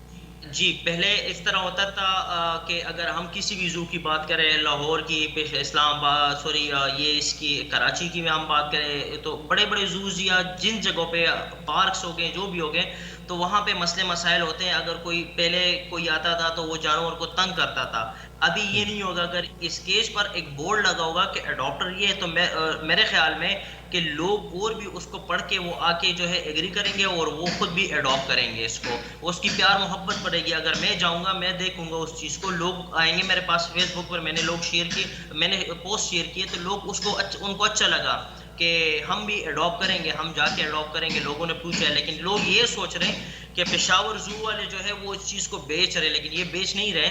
بیسیکلی جو ہے وہ اڈاپشن ہے ایک چیز. ثاقب, ماضی میں بھی ہم یہ دیکھتے آئے ہیں, بالخصوص زو سے متعلق مختلف کیمپینز بھی چلی ہیں کہ جانور پنجرے میں نہیں ہونا چاہیے, جانور کو قید نہیں کرنا چاہیے, آزاد ہونا چاہیے. اوپن پارکس ہونے چاہیے, جیسے کہ ہم نیشنل پارکس کی بات کرتے ہیں. ہم نے اسلام آباد کا زو بھی دیکھا, اسی لیے ختم کیا گیا, ہاتھی تھا, ہم نے اسے ملک واپس بھیج دیا. چونکہ پشاور چڑیا گھر سے متعلق بھی میں جانتا ہوں کہ چمپینزی ہے اور وہ پاکستان کا نہیں, ذرا وہ باہر سے امپورٹ کر کے لایا گیا, اور یہاں کا ذرا ہیبیٹیٹ نہیں ہوتا اس کا, وہ اتنا خوش نہیں ہوتا. کہیں اور سے آپ لے کر آ رہے ہیں, افریقہ سے کہیں اور سے لے کر آ رہے ہیں, یہاں پہ آپ اسے رکھ رہے ہیں. آپ کو یہ لگتا ہے کہ یہ وہ وقت آ چکا ہے, چونکہ ظاہر مالی معاملات کا بھی ہم فیکٹر لے کر آ رہے ہیں, ہم نہیں اس طرح سے مینج کر پا, اگر ایک بھی جانور وہاں پر اس وجہ سے ہلاک ہوتا ہے کہ مینج نہیں صحیح سے کیا گیا تو جواب دہ تو ہم سب ہیں, ایز اے نیشن ہم جواب دہ ہیں. تو آپ کو لگتا ہے کہ یہ واقعی وہ دس از اے رائٹ ٹائم کہ ہم اس پر بات کریں کہ یہ زوز ختم ہونے چاہیے, جانور قید نہیں ہونا چاہیے, جہاں کا وہ ہے وہیں ہونا چاہیے, آزاد ہونا چاہیے؟ بالکل اسی طرح ہونا چاہیے, ان کو فری ہونا چاہیے. دیکھیں اگر ہم پنجرے میں بند کریں گے تو وہ جو ہے اس طرح کا ماحول نہیں ہو, کیونکہ ہم باہر سے لے کر آتے ہیں, ٹھیک ہے, باہر سے اس کو امپورٹ کراتے ہیں, آسٹریلیا سے, افریقہ سے, مختلف ممالک سے ہم اس کو امپورٹ کرتے ہیں. اگر ابھی اس کا ایک پرسن بھی ہوتے ہیں جو اس کو کیئر بھی رکھتے ہیں, لیکن وہ بندہ اس کے ساتھ اندر ہی اس وجہ سے رہتا ہے کہ وہ عادی ہو جائے. لیکن میرے خیال میں اس کو جو ہے فری ہونا چاہیے, کیونکہ اگر میں خود ایک کمرے میں بیٹھا ہوتا ہوں تو میں نہیں جا سکتا, میرا خود دل تنگ ہو جاتا ہے کہ یار کیوں میں بند ہوں. تو اس طرح وہ بھی, ان کی بھی رائٹس ہیں, ان کے بھی حقوق ہیں, وہ بھی جانور ہیں, ان کا بھی, وہ بے زبان چیز ہے, وہ بول نہیں سکتے, وہ ایکسپریس نہیں کر سکتے, لیکن ان کو جو ہے فری ہونا چاہیے تاکہ وہ جس طرح وہ جنگل میں جن جگہوں پہ بھی وہ رہتے ہیں تو وہ اسی طریقے سے فلائی کرے, وہی طریقے سے گھومیں تاکہ ان کو تھوڑا سا اور بھی اچھا لگے. ٹھیک, لاسٹ میں کوئی میسج دینا چاہیں گے اپنے سننے والوں کو, بالخصوص پشاور کے رہنے والوں کے لیے, چونکہ آپ وہاں پر زو میں بار بار جا بھی رہے ہیں, آپ دیکھ رہے ہیں کہ بہت سے جانور اس وقت منتظر ہیں کہ کوئی آئے انہیں اڈاپٹ کرے؟ بالکل, میں یہ میسج دینا چاہتا ہوں کہ لوگوں کو چاہیے کہ ابھی یہ وقت ہے, آگے بڑھیں تاکہ جو جانور باہر سے امپورٹ ہوئے, یہ جو جانور یہاں پہ لائے گئے ہیں تو ان کا خاص خیال رکھا جائے.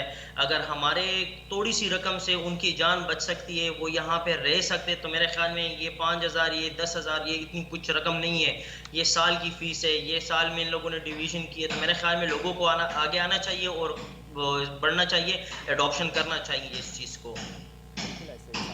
بہت اہم بات یہ کہ آپ یہ دیکھیں کہ آج کل کسی اچھے سے ریسٹورنٹ میں اگر ہم جائیں 2-3 لوگ تو 5,000 تو ویسے بل بن جاتا ہے, تو وہ 5,000 اگر وہاں سے ہم بچا لیں اور یہاں پر لگا دیں تو وہ ایک سال کے لیے کسی ایک جانور کی خوراک کی مد میں استعمال ہو سکتے ہیں. ثاقب بہت شکریہ, ساتھ موجود تھے آپ, بہت اچھا کام ماشاءاللہ آپ کر رہے ہیں, اسی طرح سے اچھا کام کرتے رہا کیجئے. اور یہ ظاہر ہے پہلے وہ شخص جنہوں نے پشاور زو میں جا کر کسی جانور کو گود لیا, ایک پریسیڈنٹ سیٹ کیا, اور ظاہر ہی از ویری ایکٹیو, تو ان پوسٹ سے بھی ہم دیکھتے ہیں کہ بہت سا رجحان بڑھتا بھی ہے, لوگ جاتے ہیں وہاں پر اور وہ انشاءاللہ ان جانوروں کو گود لیں گے, کیونکہ ظاہر ہے یہ بات ضرور ایسی ہے کہ مالی معاملات کا مسئلہ بھی ہے, مینج نہیں ہو رہا زو, دیٹ از دا ریزن کہ پھر اب شہریوں سے مدد حاصل کی جا رہی ہے. اینی ویز جی بڑھتے ہیں آگے, لاہور لے کر چلتے ہیں. لاہور سے خبر یہ ہے کہ the great granddaughter of sir Ganga Ram miss Kesha Ram جو ہیں وہ لاہور آئی ہیں، ٹکسالی گیٹ کا بھی وزٹ انہوں نے کیا، دہلی گیٹ کی طرف بھی وہ گئیں، مختلف علاقوں میں وہ گئیں، لیکن جو ریزیڈنس تھی سر گنگا رام کی وہاں تک پہنچے. کچھ مناظر اس وقت، کچھ پکچرز آئی ہیں وہاں سے آپ کو ہم دکھا بھی رہے ہیں. تو یہ ان کا وزٹ یہاں پر great granddaughter of sir Ganga Ram یہاں پر آئی ہیں، اور ظاہر ہے بہت سی خوبصورت یادوں کے ساتھ کی جائیں گی. بہت سے لوگوں سے ان کی ملاقات بھی ہو رہی ہے، جو وہ سنتی آئی ہوں گی وہ آج وہ دیکھنے آئی ہیں. وہاں پر آنا، ان کی تصاویر بڑی اہم ہے، تو وی جسٹ تھاٹ کہ ہم آپ سے یہ شیئر کریں کہ ظاہر ہے یہ ہمیں ایک ذکر بھی کرتا ہے، یہ ہمیں کہتا بھی ہے کہ یہ پکچرز ہمیں بتاتی بھی ہیں کہ کس طرح سے ہم ماضی کے جھرونکوں میں جا سکتے ہیں. اور چلیں جی، یہ تو ہم نے شیئر کر لیا آپ سے خبر. بڑھتے ہیں آگے ایک بریک کی طرف. جب بریک سے واپس آئیں گے تو ہمارے کچھ موضوعات ہیں جو کہ آج ہم آپ سے شیئر کریں گے، جس میں ظاہر ہے مکس مارشل آرٹ بھی ہے، اور اس میں علامہ اقبال سے متعلق بھی آج ہم بات کریں گے اور دیگر خبریں بھی. لیکن رہیے ساتھ، بریک کے بعد ڈسکس کرتے ہیں.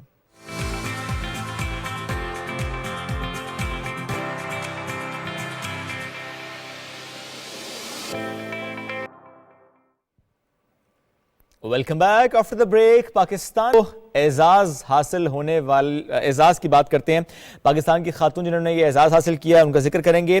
زہرا سحر ویانی صاحبہ، لنکن ان باغ کے نمائندگان کی کمیٹی کے رکن منتخب ہونے کا ان کو ماشاءاللہ اعزاز حاصل ہوا ہے، اور اس کمیٹی میں منتخب ہونے والی وہ پہلی پاکستانی خاتون ہیں. 4 سال تک اس باڈی کا حصہ رہیں گی. لنکن ان دنیا کے معروف ترین اور قدیم ترین ایک سوسائٹی کے حوالے سے جانا جاتا ہے. قانون کے اس ادارے کے نامور فارغ التحصیل وکلاء میں بانی پاکستان محمد علی جناح، علامہ اقبال، سابق پاکستانی وزیر اعظم ذوالفقار علی بھٹو، سابق وزرائے اعظم برطانیہ مارگریٹ تھیچر، ٹونی بلیئر سمیت کئی اہم عالمی قانون دان شامل ہیں. بیرسٹر زہرا ویانی صاحبہ نے ہمیں جوائن کیا ہے فرام کراچی.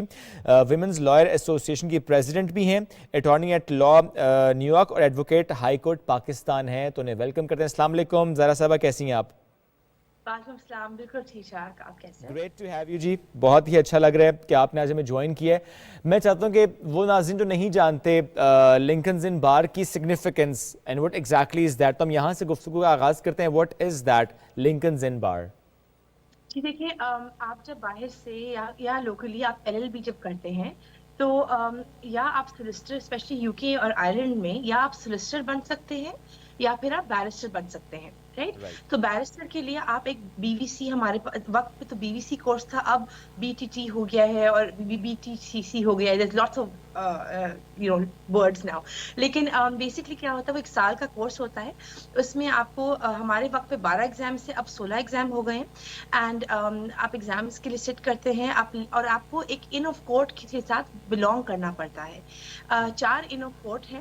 سب سے بڑا لنکنز ان ہے. آف کورس اس پہ ہم اسپیشلی ہم پاکستانیوں کی بہت خواہش ہوتی ہے کہ ہم لنکنز ان سے بلونگ کریں، کیونکہ founder of our nation Quaid Azam Muhammad Ali Jinnah was part of Lincoln's inn as well.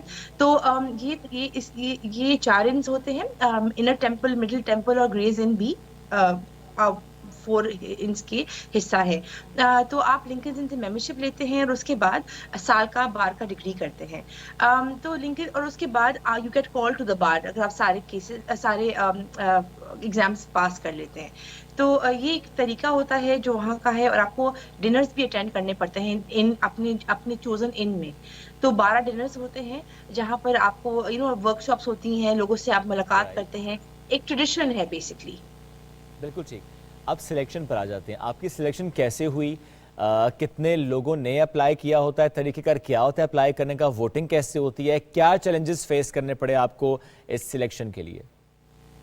تو آئی گاٹ الیکٹڈ. یہ تھا کہ آپ پورے دنیا سے انکلوڈنگ دا UK اٹسیلف سے آپ کھڑے ہو سکتے ہیں اس پوزیشن کے لیے.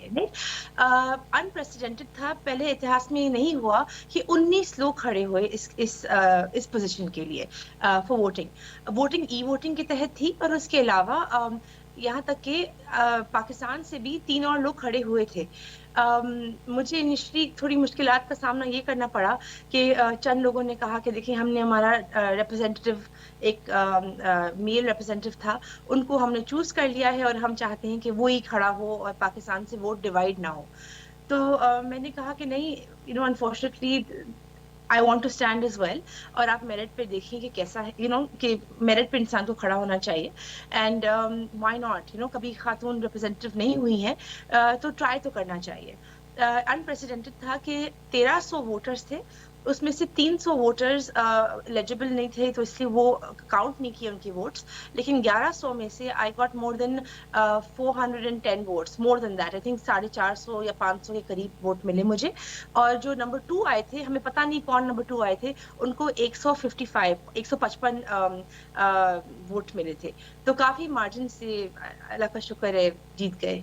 اوکے, اور کیا اس کے لیے باقاعدہ آپ کو کیمپین رن کرنی پڑتی ہے؟ دیکھیے ہر انسان کے مختلف طریقے ہوتے ہیں کیمپین کرنے کے لیے. میں نے سارے بیرسٹرز کو آل اوور دا ورلڈ, کیونکہ میں یو کے میں بھی کام کر چکی ہوں, سب کو میں نے ریکویسٹ کی تھی, اور میں نے صرف یہ کہا تھا کہ آپ میری کینڈیڈیٹ اسٹیٹمنٹ پڑھ لیں. آپ بس میرٹ پہ دیکھ لیں, اگر آپ کو لگتا ہے کہ میں اس قابل ہوں آپ کے نظریے میں وہاں الیکشن میں حصہ لینے کے لیے اور جیتنے کے لیے, تو پھر پلیز آپ میرے لیے ووٹ کریں. اور یہی میری ایک تھی سب سے التجا کہ آپ پڑھ لیں ایک دفعہ اور دیکھیں کہ کیا میں اس قابل ہوں کہ میں اپنے ملک کو یا ساؤتھ ایشیا کو بھی ریپرزینٹ کروں. اوکے, اور ایک خاتون ہونے کے ناطے آپ کو لگتا ہے کہ آپ کو زیادہ چیلنجز کا سامنا کرنا پڑا؟ ایک حوالہ تو آپ نے دیا بھی, لیکن اس کے علاوہ بھی جنرلی. جی ہوتا ہے کہ کبھی بہت لوگ خواتین کو آگے آنے نہیں دیتے, اور جب آپ کھڑے ہوتے ہیں تو آپ کو میری پوری کریئر میں اور اب تک میرے پاس کبھی کوئی مینٹور نہیں رہا. میں نے خود اپنے بلبوتے پہ کھڑے ہو کے ہر چیز کی ہے. تو اس وقت بھی ساتھ میرے چند دوست تھے جنہوں نے کافی ساتھ دیا, لیکن کھڑے ہونے کے لیے اور کیمپیننگ کرنے کے لیے پھر وہ انسان خود ہی کرتا ہے, کیونکہ ایک طریقہ ہوتا ہے کہ ہر انسان کا ایسے مختلف طریقے ہوتے ہیں, تو میں نے یہ طریقہ اختیار کیا. اور میں ایک آپ کا انٹرویو پڑھ رہا تھا جس میں آپ نے کہا کہ کچھ ایسی فیمیل لائرز کھڑی تھی جو کہ بیرسٹرز نہیں تھیں, اور ظاہر ہے یہ بھی ایک چیلنج کا سامنا کرنا پڑا آپ کو. وہ بیرسٹرز بھی نہیں تھیں بٹ وہ آپ کے مد مقابل تھیں. نہیں, وہ شاید کچھ کیسے غلط لکھا ہوا تھا. میں نے یہ کہا تھا چند, جیسے میں ویمن لائرز ایسوسی ایشن کی CEO ہوں, اور ایک ویمن لا ایسوسی ایشن بھی ہے, وہ پنجاب میں ہے, اور میری وہاں ہم اپنے آپ کو سسٹر آرگنائزیشنز کہتی ہیں. تو ہم WL سندھ میں نہیں ہے, اور WIL سوری WL سندھ میں ہے. ہاں جی, تو اس لیے تو میں یہ کہہ رہی تھی کہ میری جو خواتین وکلا ہیں جو بیرسٹرز نہیں تھیں, انہوں نے بھی بہت مدد کی مجھے میرا ورڈ اسپریڈ کرنے کے لیے, میری ووٹ کو جمع کرنے کے لیے. حالانکہ ای ووٹنگ تھی, جو بھی کوئی بھی گارنٹی نہیں تھی کہ آپ کے لیے کوئی ووٹ کرے گا, کیونکہ پتہ نہیں چلتا.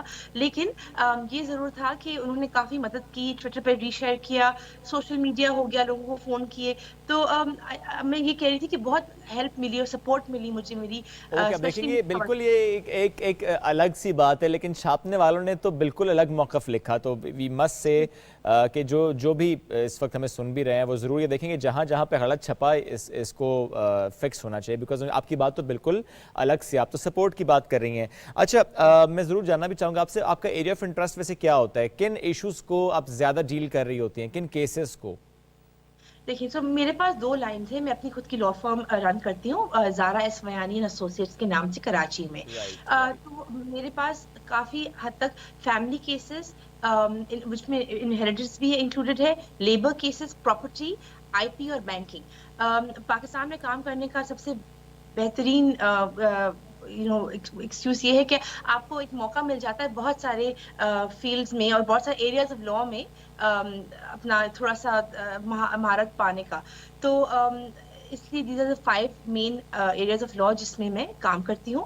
اور میرا ایک پروبونو لائن بھی ہے. پروبونو لائن میں صرف اور صرف child abuse, rape cases, domestic violence, اور جو لوگ افورڈ نہیں کر سکتے خلا small cases, not very large cases, تو ان کے لیے میں پھر مفت کا کام بھی کرتی ہوں. اچھا, یعنی اگر کوئی افورڈ نہیں کر سکتا وہ آپ کی فرم کے پاس آتا ہے اپنا کیس لے کر, تو آپ ان کو مفت معاونت فراہم کرتی ہیں؟ جی, ہر مہینے ایٹ لیسٹ 3 پروبونو کیسز کرتی ہوں. اس کے علاوہ آف کورس پھر کیپیسٹی کی طرح مسئلہ ہو جاتا ہے, رش آف ورک کا ہو جاتا ہے, لیکن ایٹ لیسٹ 3 کیسز تو میں کرتی ہوں, 3 کیسز پر منتھ. اچھا ویسے انہی کیسز سے متعلق میں ضرور جاننا چاہوں گی کہ آپ کس طرح سے یہ ڈیفائن کرتے ہیں کہ مجھے یہ کیس پک کرنا ہے، بیکاز ذرا ٹائم باؤنڈ بھی آپ ہیں اور بھی کام آپ کر رہی ہیں، تو آپ کو ہوتا ہے کہ میں اتنے ہی کیسز پک کر سکتی ہوں، تو وہ کس طرح سے پک کرتی ہیں آپ؟ دیکھیے ماشاءاللہ میری ٹیم ہے، 9 لوگ میرے انڈر کام کرتے ہیں، میرے ایسوسیٹس ہیں. تو میں نے ہر وقت چاہا تھا کہ ایک ہمارے پروفیشن میں 1 مین شو ہوتا ہے یا 1 وومن شو، تو آئی ٹرائیڈ کہ ایک پوری ٹیم ہو. تو اس کی وجہ سے اپارٹ فرام جو نارمل ہمارا ورک ہوتا ہے، جو مین اسٹریم ورک ہوتا ہے، دا منی میکنگ پارٹ، ہم پرو بونو بھی دھیان دے سکیں. لیکن میں دیکھتی ہوں کہ جب کلائنٹ آتے ہیں ان کی ضرورت مند ہوتے ہیں. اب اتنی مجھے 11 سال ہو گئے پاکستان میں کام کرتے ہوئے، تو اور 3 سال پہلے میں نے لندن میں بھی کام کیا تھا. تو اس کی وجہ سے ایک تھوڑا آپ کو اندازہ ہو جاتا ہے کہ کون نیڈی ایکچولی ہے، کون ضرورت مند ہے، کس کو آپ کیسے ہیلپ کر سکتے ہیں. تو اس طریقے سے اور جو بھی ریپ کیس آتے ہیں یا اگر چائلڈ ابیوز کیس آتے ہیں تو پھر میں I don't think about it twice, میں بالکل اسی وقت ایکسیپٹ کر لیتی ہوں، کیونکہ وہ تو ہماری ایک ہوتا ہے نا کہ گیونگ بیک ٹو سوسائٹی، یہ ہماری ذمہ داری ہے کہ ہم ان لوگ کو ہیلپ کر سکیں جو اپنے آپ کو ہیلپ نہ کر سکیں. تو I think that's very important. Great. ظاہر بھی فلاسفی بھی آپ کی کام کی کچھ اسی سے ملتی جلتی لگ رہی ہے. میں ضرور جاننا چاہوں گا زہرا صاحبہ کہ اب لنکن ان باغ کے نمائندگان کی کمیٹی کے رکن منتخب ہونے کے بعد آپ کی کیا ذمہ داریاں ہوں گی، یعنی اب کیا کریں گی، کیا سوچ ہے آپ کی اس پلیٹ فارم سے؟ دیکھیں میری ٹرم شروع ہوتی ہے جنوری میں اور 4 سال کے لیے یہ چلے گی ٹرم. تو میں نے ایک ایجنڈا بنایا ہوا تھا، میں نے اپنی کینڈیڈیٹ اسٹیٹمنٹ میں بھی یہ لکھا تھا. سب سے پہلے تو یہ کہ میں چاہوں گی کہ کیونکہ international student specially Pakistani make up to 50%، 50% کے اسٹوڈنٹس لنکن کے یہاں سے ہوتے ہیں. ایون اگر وہ انہوں نے پہلے ڈگریز یوکے میں نہیں حاصل کی ہوں، باہر کی ڈگری وہ لنکن سے افیلیٹڈ ہونا چاہتے ہیں اور حاصل کرنا چاہتے ہیں. تو اور انٹرنیشنل بچوں کے لیے کوئی اسکالرشپ نہیں ہے. تو آئی ایم ٹرائنگ کہ اول میرے ایجنڈا میں ہے کہ ایک جنرل اسکالرشپ ہونی چاہیے جو قائد اعظم کے نام کے پیچھے ہو. جو میرے پریویس جو ممبرس تھے they were trying to push it, but I want کہ اب یہ actually it comes into play. تو اس میں 1 یا 2 بچوں کو اسکالرشپ ملے گی ہر سال پاکستان سے اسپیسیفکلی. اس کے علاوہ ایک پاکستان کا سافٹ امیج میں وہاں پروموٹ کرنا چاہتی ہوں. سب کہتے ہیں کہ ابھی جو جینڈر انڈیکس تھا بیکورڈ ہے country. I really want to show کہ دیکھیں یہاں پر بھی لوگ ہیں جو اسپیشلی اس فیلڈ میں جو ویل ورسڈ ہیں، جو اپنی میرٹ پر اپنے کنٹری کو پروموٹ کر سکتے ہیں.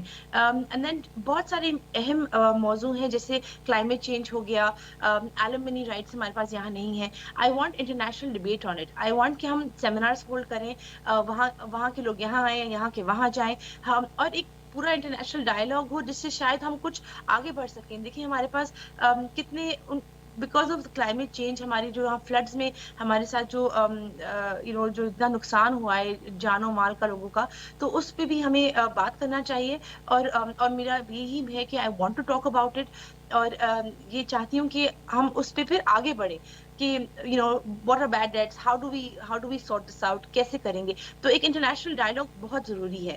آلسو پیپلج ایک چیز ہوتی ہے جو وہاں پر آپ کو وار کے بعد ملتی ہے. تو آئی وانٹ کہ ایٹ لیسٹ وہاں پہ بھی کوئی سیکیورڈ پیپلیجز ہوں ہمارے پاکستانی لوگ بچوں کے لیے، ایز ویل ایز وہ اساتذہ جو ساؤتھ ایشیا سے بلانگ کرتے ہیں. سو آئی وانٹ کہ ایک اوور آل ہم ذرا انوالومنٹ ہو ان کے ساتھ، اینڈ وہاں پر اپنا ایک اپنا agenda, but to try and promote Pakistan in so many ways and involve Pakistan. بالکل ٹھیک ہے. More power to you ji. بہت اچھی سوچ ہے آپ کی. اللہ آپ کو کام. جنوری سے آپ کی ٹرم شروع ہو رہی ہے فور دا 4 ایئر. بہت ہی زیادہ آپ کے لیے ہم کہیں گے good luck. Thank you so much for joining us today. ناظرین بڑھتے ہیں آگے اگلے موضوع کی طرف، اور آج کا اگلا موضوع ہے ہمارا موسم سے جڑا، اور موسم کی مناسبت سے ہمارے کھانے پینے کے طور طریقے بدل جانے سے جڑا، جس میں دن کا آغاز ہم کافی سے نارملی کر رہے ہوتے ہیں، اور اگر شام میں بیٹھے ہوئے ہیں تو ڈرائی فروٹس، یا سم ٹائمز ہم کہتے ہیں کہ انرجی کے لیے کھجور. زیادہ گرم چیزوں کا استعمال کیا جاتا ہے جن کی تاثیر گرم ہو. آج ہم بات کریں گے کہ کھجور اور کافی، ان دونوں کے کتنے بینیفٹس ہیں اس موسم میں. نیوٹریشنسٹ زینب گوندل صاحبہ نے ہمیں جوائن کیا ہے لاہور سے. انہیں ویلکم کرتے ہیں. السلام علیکم جی، کیسی ہیں آپ؟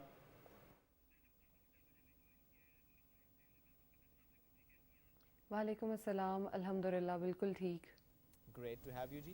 سب سے پہلے میرا خیال ہے کافی کی بات کر لیتے ہیں. دن کا آغاز کافی سے، بلیک کافی ہو یا ملکی کافی ہو، یہ درست طریقہ ہے یا کہ خالی پیٹ کافی نہیں پینی چاہیے؟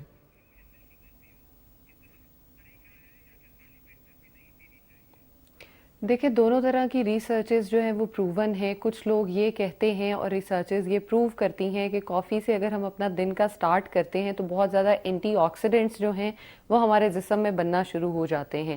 اینٹی آکسیڈنٹ بننے کا مطلب یہ ہے کہ ہمارے جسم میں جتنی بھی بیماریاں ہیں ہم ان سے بچ رہے ہیں. جن کی باڈی میں کینسر بننا شروع ہو جاتے ہیں، بہت ساری ایسی ڈیزیزز جس میں جو ہے وہ سیل کا بریک ڈاؤن ہونا شروع ہو جاتا ہے اور بیماریاں جو ہیں وہ ہمیں اٹیک کرتی ہیں، کافی ہمیں ان سے بچاتی ہے. اور بہت سارے لوگوں کا دوسری سائڈ پہ یہ ماننا ہے کہ کافی جو ہے وہ ڈائیوریٹک ہے، یعنی کہ یہ ہمارے جسم سے پانی کو نکال دیتی ہے، اسی لیے کافی کا صبح اٹھتے ہی استعمال نہیں ہونا چاہیے. لیکن پرسنلی میں یہ بلیو کرتی ہوں کہ کافی کو اگر ہم ٹھیک طرح سے استعمال کریں تو ہم صبح اٹھتے ہی استعمال بھی کر سکتے ہیں، لیکن اپنے پانی استعمال کرنے کے بعد. ڈائریکٹلی ہم یہ نہیں کر سکتے کہ ہم اٹھتے ہی کافی کی طرف چل پڑیں. آپ اٹھتے ہی پہلے پانی کا 1 سے 2 گلاس پئیں، اپنے باڈی کے ٹیمپریچر کو نارملائز کریں، اس کے بعد آپ کافی کا استعمال بالکل کر سکتے ہیں. چاہے وہ آپ کی بلیک کافی ہو، آپ کی دودھ والی کافی ہو، وہ آپ کی باڈی ٹائپ پہ، آپ کی پسند پہ بالکل ڈیپینڈ کرتا ہے. اب بہت سارے لوگ جیسے اپنے ویٹ لاس کے لیے بلیک کافی کا استعمال کرتے ہیں، تو آپ بالکل ویٹ لاس کے لیے بلیک کافی کا صبح اٹھتے ہی استعمال کر سکتے ہیں.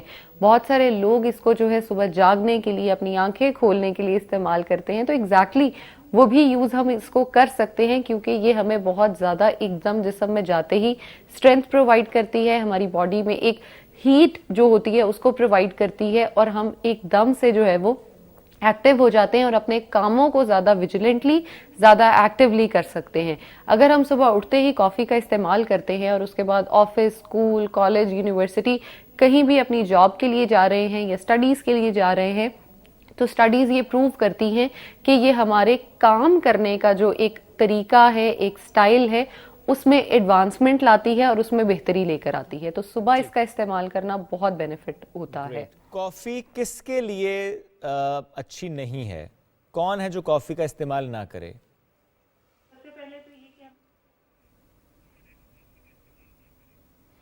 سب سے پہلے تو یہ کہ ہمیں یہ انڈرسٹینڈ کرنا ہے کہ ہمارا جو انوائرمنٹ ہے ہم نے اس کو باہر کی کنٹریز سے نہیں ملانا. ہمارے پاس بہت زیادہ گرمی اور سردی دونوں موسم آتے ہیں. سردیوں میں تو ہم بالکل کافی کا استعمال کر سکتے ہیں، لیکن اگر گرمیوں میں ہم کافی کا استعمال کرتے ہیں تو ہماری باڈی میں جتنی ہیٹ باہر ہوتی ہے، ہمارے پاس ویدر کے جو ہمارے ٹیمپریچرز آتے ہیں، اگر ہم اس میں کافی کا استعمال کرتے ہیں تو ہماری باڈی میں بہت سارے وائٹامنز جو ہیں وہ ڈیفیشینٹ ہونا شروع ہو جاتے ہیں.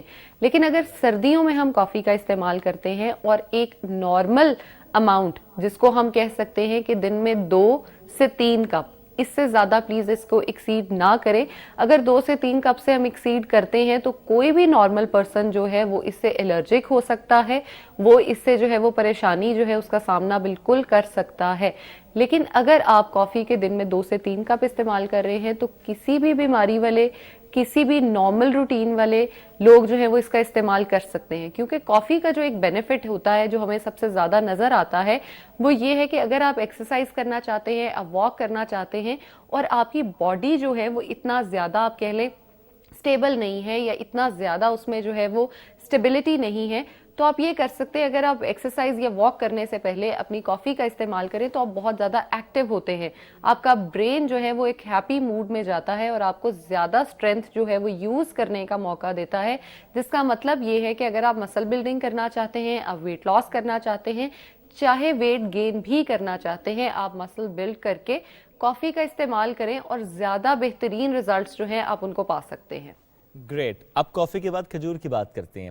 سردی میں جو کھجور کا استعمال بڑھ جاتا ہے، کھجور وزن کم کرنے میں مدد دیتی ہے یا وزن بڑھانے میں؟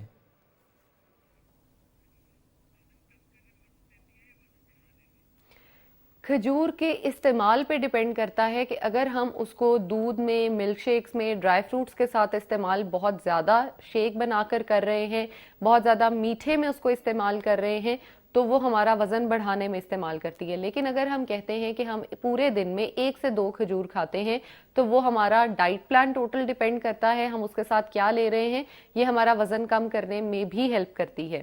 لیکن کھجور کا جو سب سے بڑا فائدہ ہے وہ یہ ہے کہ اگر آپ کو بہت سالوں سے بھی کانسٹیپیشن ہے، پرانی سے پرانی آپ کو کانسٹیپیشن ہے، تو ڈیلی بیسس پہ اگر آپ 2 سے 3 کھجور کا استعمال کریں تو آپ اپنی کانسٹیپیشن کو ریلیو کر سکتے ہیں۔ جن لوگوں میں، جن ماؤں میں، جن عورتوں میں، جن بچوں میں خون کی کمی ہے، جن کا سی بی سی میں ایچ بی لیول، جس کو ہیموگلوبن لیول بھی ہم بولتے ہیں، وہ اگر کم آتا ہے تو اگر آپ کھجور کا ڈیلی بیسس پہ استعمال کرتے ہیں تو آپ اپنی خون کی کمی کو جو ہے وہ بہت اچھا پورا کر سکتے ہیں۔ ایون جو شوگر کے مریض ہیں، جن کو ہم ڈائبٹک پیشنٹ بھی بولتے ہیں، اگر ان کا شوگر لیول مینج نہیں ہوتا تو وہ بھی میٹھے کے استعمال میں کھجور کا استعمال بالکل کر سکتے ہیں۔ کھجور ان کے لیے نقصان دہ نہیں بلکہ فائدہ مند ہے، ان کی جو سٹیبلٹی ہے شوگر کی، ان کی بیماری کو سٹیبل کرنے میں اور ان کی صحت مند زندگی کو بہتر کرنے میں زیادہ ہیلپ فل ہے۔ ٹھیک، کولیسٹرول کم کرنے میں مدد دیتی ہے کھجور؟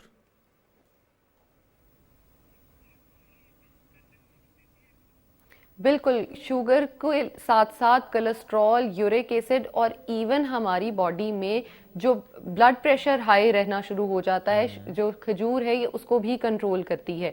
اگر ہم بات کریں شام کے سنیک کی، ہم سب لوگوں کو چائے پینا، اس ٹائم پہ اس کے ساتھ بسکٹس کھانا، کیک رس کھانا یا کیک کھانا، بیکری آئٹمز استعمال کرنا بہت زیادہ پسند ہوتا ہے۔ اگر آپ ان سردیوں میں بیمار نہیں ہونا چاہتے یا اپنی ایک کنسسٹنٹ جو لائف ہے اس کو لے کے چلنا چاہتے ہیں، بہتری کی طرف جانا چاہتے ہیں، تو آپ 1 کپ کافی کا شام 4 سے 5 6 جب بھی آپ کا کافی ٹائم ہو، چائے ٹائم ہو، آپ اس میں کافی کا استعمال کریں۔ اس کے ساتھ آپ 2 کھجور کا استعمال کریں، 5 بادام، 2 اخروٹ اور 2 کاجو کا استعمال کریں، تو اس سے بہترین آپ کا سنیک جو ہے وہ کوئی بھی نہیں ہو سکتا۔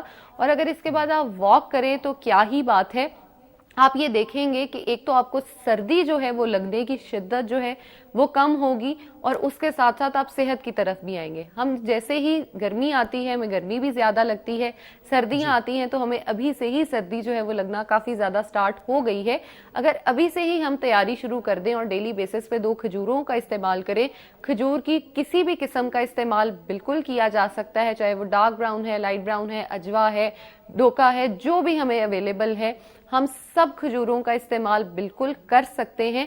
اور 2 کھجوروں کا اگر آج سے ہی ہم استعمال شروع کریں گے تو ان سردیوں ہمارا امیونٹی لیول جو ہے وہ بہترین ہو سکے گا۔ ہم دیکھتے ہیں آج کل ہمارے پاس ابھی بھی لوگوں کو کووڈ بھی ہو رہا ہے، اس کے ساتھ ساتھ ڈینگی ہو رہا ہے اور اس کی وجہ سے بہت زیادہ پلیٹلیٹس ان کے گر جاتے ہیں۔ اگر ہم ڈینگی کے پیشنٹس کو بھی کھجور کا استعمال کرواتے ہیں تو ہم دیکھیں گے کہ ان کے پلیٹلیٹس کی فارمیشن جو ہے وہ زیادہ ہو جائے گی اور ان کی صحت جو ہے وہ بہتری کی طرف آئے گی اور وہ زیادہ جلدی ریکور کر سکیں گے۔ ٹھیک، بہت شکریہ، ساتھ موجود تھیں کھجور اور کافی سے متعلق ہم سے گفتگو کر رہے تھے۔ ایک بریک کی طرف بڑھیں گے، جب بریک سے واپس آئیں گے لاؤنج میں جائیں گے، کافی عرصے کے بعد لاؤنج کی طرف بڑھیں گے۔ مہمان وہاں پر آ چکی ہیں اور مہمان کا تعارف بھی کر دیں، پاکستان کی پہلی خاتون mix martial art fighter Anita Karim. السلام علیکم جی، کیسی ہیں آپ؟ الحمدللہ بالکل ٹھیک ٹھاک، کریں گے ان سے بات بریک کے بعد۔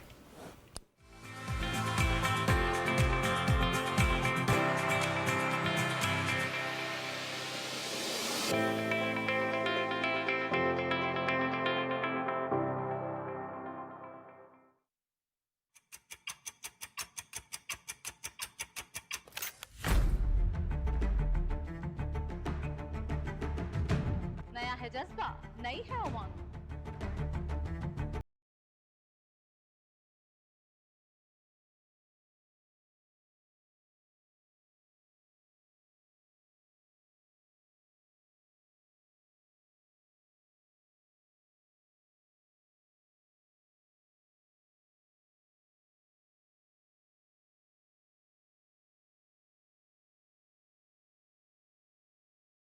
خود انحصاری کیسے حاصل کی جائے؟ رکھتے ہیں نظر ریئل اسٹیٹ سے لے کر کموڈیٹیز کے اتار چڑھاؤ تک، بزنس کی ہوگی بات ماہرین کے ساتھ۔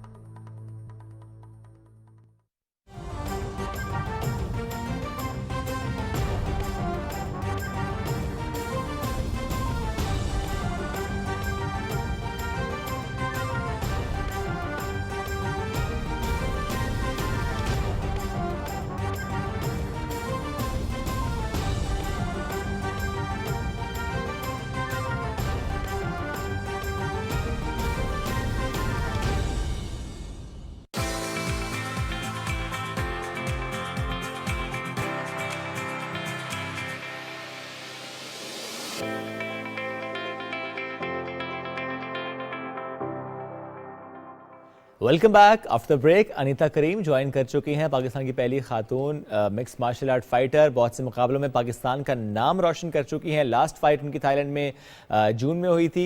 आजकल फाइट्स की तरफ ध्यान नहीं है, तो ध्यान किस तरफ है ये हम उन्हीं से पूछेंगे। अस्सलाम वालेकुम। वालेकुम सलाम। अनीता, नी इंजरी कैसे, कब, क्यों, क्या चल रहा है? ये थोड़ा सा ओल्ड इंजरी है, बट ये कि बस ये होता रहता है एंड ट्रेनिंग के टाइम इतना ध्यान नहीं दिया।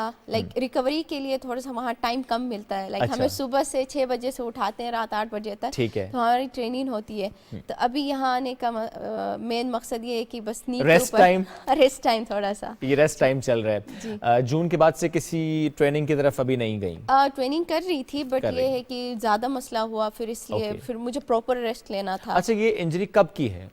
ये मेरी ओल्ड 2-2.5 साल पुरानी इंजरी है, बट ये था कि मैंने काफ़ी रिकवर की थी। ये फाइट में हुई थी कि ट्रेनिंग में हुई थी? ट्रेनिंग में ज़्यादा होती है। फाइट के टाइम अभी ऐसा कोई सच इंजरी नहीं हुई है मुझे। ठीक है जी, तो बचत रही है। बचत रही। तो अच्छा, वैसे इंजरी हो जाए तो फैमिली कहती है नहीं आप ज़रा घर ही बैठ जाओ, और ख़वातीन से मुतालिक तो जनरली भी हम ज़्यादा प्रोटेक्टिव हो जाते हैं, नहीं इंजरी है अब तुम रेस्ट करो, बस घर बैठो।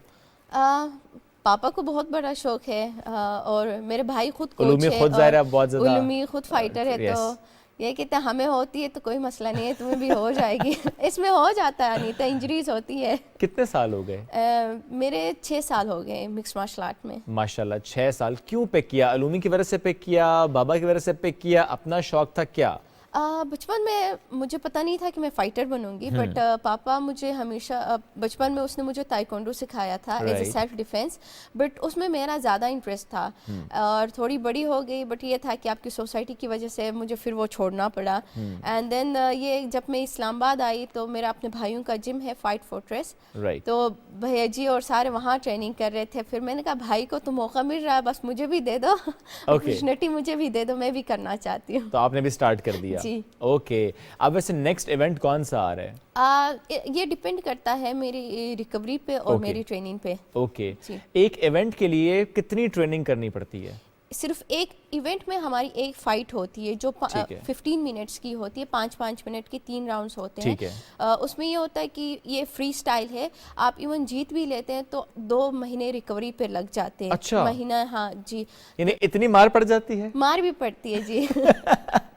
लेकिन जिससे आपने कहा ना कि ऐसे आपको कभी फाइट में तो इंजरी नहीं हुई, बट जरा हल्का फुल्का तो लग जाता है, तो उसके लिए फिर आपको 2-1 महीने रेस्ट करना पड़ता है? जी, बस महीना हमें रेस्ट करना पड़ता है या 2 हफ्ते, डिपेंड करता है कि हमें कितना लगा है। किसी को लाइक हफ्ता भी रिकवरी पे हो जाते हैं, उसके बाद फिर हम फाइट लेते हैं 2 या 3 महीने बाद फिर हम एक फाइट लेते हैं। लड़ने वाली गेम का इंतखाब क्यों? देखिए हमारी डर नहीं लगता? नहीं, सोसाइटी में हमें हमेशा लाइक मेरा बचपन से ही शौक है कि जो हमें चैलेंजेस होते हैं ना, लड़कियों को या औरतों को जो चैलेंज होता है, मैं ज़्यादा वो चीज़ें पिक करती थी बचपन से। मैं देखना चाहती थी, खुद के ऊपर एक्सपेरिमेंट करती थी कि या वाकई हम लोग कुछ नहीं कर सकते या हमसे होता नहीं है। यानी जब भी आपने ये सुना कि ये तो मर्दों का खेल है, आपने कहा अच्छा इसे गलत साबित करना है? जी। ओके। तो इस दौरान फादर की सपोर्ट तो थी, मदर की कितनी सपोर्ट रही? अम्मी हाउस वाइफ है, ऑफ कोर्स उसको थोड़ा सा लेफ़्ट राइट चीज़ें सुननी पड़ती थी, बट शुरू में जब मैंने स्टार्ट किया था तो मुझे रोज़ कहती थी कि यार तुमने क्या स्टार्ट किया है अनीता, ये लड़ने वाला, तुम्हें चोट लगेगी, ये ऐसे कह रहे हैं, तुम्हारे हमसाये वैसे कह रहे हैं। तो वो उन्होंने कभी ये तो नहीं कहा कि रिश्ते में मसाइल आएंगे, लोग लड़ने वाली बहू नहीं लेकर जाएंगे? नहीं, उसको उस बात का टेंशन नहीं है कि अच्छा, इससे वो फ्री है। इस टेंशन से वो फ्री, बट जनरली ज़ाहिर है ये सोसाइटी में ऐसे भी जुमले सुनने पड़ते हैं। अभी भी बोलते हैं जी। अच्छा, कभी आपको डायरेक्टली खानदान वालों ने या मोहल्ले वालों ने या जान पहचानी फैमिली फ्रेंड्स ने कभी कहा नहीं था ये छोड़ दो, ये काम ठीक नहीं है? जब मैंने मिक्स मार्शल आर्ट स्टार्ट किया था तो सबसे मेरे लिए चैलेंजिंग यही था कि मैं लड़कों के साथ मेरा ट्रेनिंग होती थी, जो कि मेरे लिए एक प्लस पॉइंट है जो मुझे पता है। क्योंकि जब मैं बाहर गई तो जिस तरह से वहाँ की लड़कियाँ फाइटर्स ट्रेनिंग कर रही है वो मेरे लिए इजी हो गई, क्योंकि मैंने यहाँ लड़कों के साथ ट्रेनिंग की थी, बट यहाँ इस चीज़ को समझने में इनको थोड़ा सा टाइम लगा। ये कहते थे कि लड़कियाँ क्यों नहीं है तुम्हारी इस फील्ड में, सिर्फ लड़के क्यों हैं। अभी अल्हम्दुलिल्लाह बहुत लड़कियाँ ट्रेनिंग कर रही है, बट उस वजह से मुझे थोड़ी बहुत क्रिटिसाइज़ हुआ। और फिर फ़ाइट जो मेरा ड्रेस है उसके ऊपर, बाकी अल्हम्दुलिल्लाह अभी जिस तरह से सपोर्ट कर रहे हैं उसी तरह मैं चाहती हूँ दूसरे लड़कियों को भी सपोर्ट करें। बिल्कुल ठीक है। वैसे किस मुल्क की फाइटर्स आपको लगता है कि उनसे लड़ना ज़्यादा मुश्किल होता है, उनकी ट्रेनिंग टफ होती है? ये डिपेंड करता है कि ट्रेनिंग पर, अच्छा, डिपेंड करता है कि कितने हम मेहनत करते हैं। मुझे नहीं लगता कि अल्हम्दुलिल्लाह जिस जहाँ से वो ट्रेनिंग करके आई हैं, उनका 10 से 15 साल हो गया है इस फील्ड में, जिस लेवल पर हम लोग ट्रेनिंग कर रहे हैं, और मेरा अभी 6 साल हो रहे हैं दिसंबर में, तो हम लोग बराबर जा रहे हैं। ये डिपेंड करता है कि आप अपनी गेम के साथ कितने सिंसियर है और किस तरह से ट्रेनिंग करते हैं। ओके, पर फिर भी होता ना कि कुछ मुल्क ऐसे होते हैं किसी ख़ास गेम से मुताल्लिक, खेल से मुताल्लिक, कि वहाँ के एथलीट्स या वहाँ के जो प्लेयर्स हैं वो ज़्यादा स्ट्रांग होते हैं, उनकी स्ट्रेंथ ज़्यादा होती है। आई डोंट नो, मुझे लगता है कि सबसे ज़्यादा जो मेरे लिए टफ़ लगता है वो मेरा भाई लगता है उर्मी। अच्छा, कोई और नहीं जी, अपना भाई? हाँ, बस मेरी कोशिश यही होती है कि मैं उसको कब सही से मार पाऊँ। ये वैसे कोई गुस्सा है आपका अपने भाई पे जो कब सही से मार पाऊंगा जुमला आपने अदा किया? हाँ, मुझे बहुत मारता है जब स्पारिंग होती है जी। वो बड़े हैं आपसे? जी, वो मुझसे बड़े हैं। वो ट्रेनिंग इतनी टफ कराते हैं? हाँ, और जब मेरी स्पारिंग होती है, मेरे भाई इस केज के बाहर होते हैं, और जो दूसरों के साथ जब मेरी ट्रेनिंग स्पारिंग होती है लड़कों के साथ, वो थोड़ा हल्का जाते हैं कि ये लड़के थोड़ा इसको बचा बचा के मारेंगे। अलूमी कोई ख्याल नहीं रखते? वो दूसरे मेरे भाई चिल्लाते हैं जो कोचेस है कि उसको इतना आराम से क्यों मारे, उसको और टफ बनाओ, उसको मेंटली आप इस तरह से, यहाँ आप इसको ईजी करेंगे और बाहर जाके अगर उसको टफ पंच लगेगी, सख्त पंच लगेगी, वहाँ रो पड़ेगी, क्या फ़ायदा, इधर से टफ बनाओ। ये सोच बहुत अच्छी है। आपको ज़ाहिर है जिस मुकाबले के लिए तैयार कर रहे हैं उस मुकाबले में तो ज़ाहिर किसी ने लिहाज करना नहीं है, तो इसलिए पहले से उन्होंने कह दिया कि इनको टफ रूटीन जो है वो इनकी होनी चाहिए। अच्छा, अलूमी के अलावा बाकी भाई भी ट्रेनिंग कराते हैं? जी, मेरे जो 2 बड़े कोचेस हैं वो हेड कोच है हमारे, वो कोचिंग करवाते हैं, और मैं और भैया जी फाइट करते हैं। ठीक है, चलें, बरह रास्त आपको इस वक्त हम लेकर जा रहे हैं गुजरांवाला। आता तारर साहब इस वक्त मीडिया से गुफ्तगू कर रहे हैं, लेकर चलते हैं। जहाँ तक धरने की बात है, इनके पास लोग नहीं हैं, ये जहाँ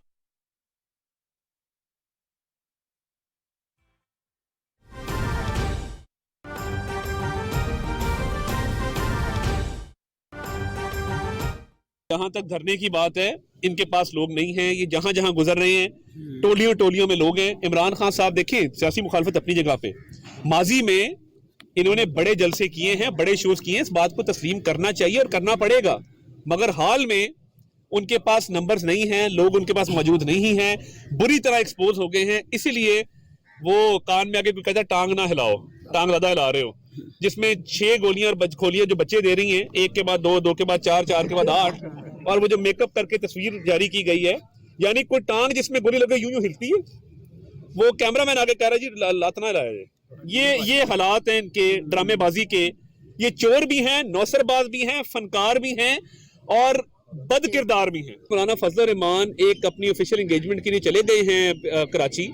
मैं नहीं समझता कि इसमें कोई हर्ज है। हाँ, इसमें ज़रूर हर्ज है कि हेलीकॉप्टर को टैक्सी की तरह जो इस्तेमाल किया जाता है, उसका जवाब देने वाला और पूछने वाला भी कोई नहीं है ना।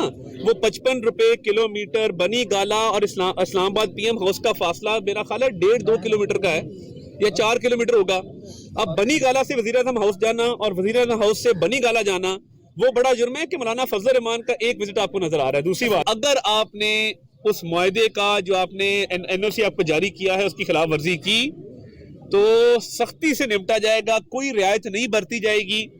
और मैं ये भी कहता चलूं कि अगर आप गैर कानूनी तौर पे पिछली दफ़ा हेलीकॉप्टर पे लैंड किए थे, इस दफ़ा आपको परमिशन नहीं दी जाएगी।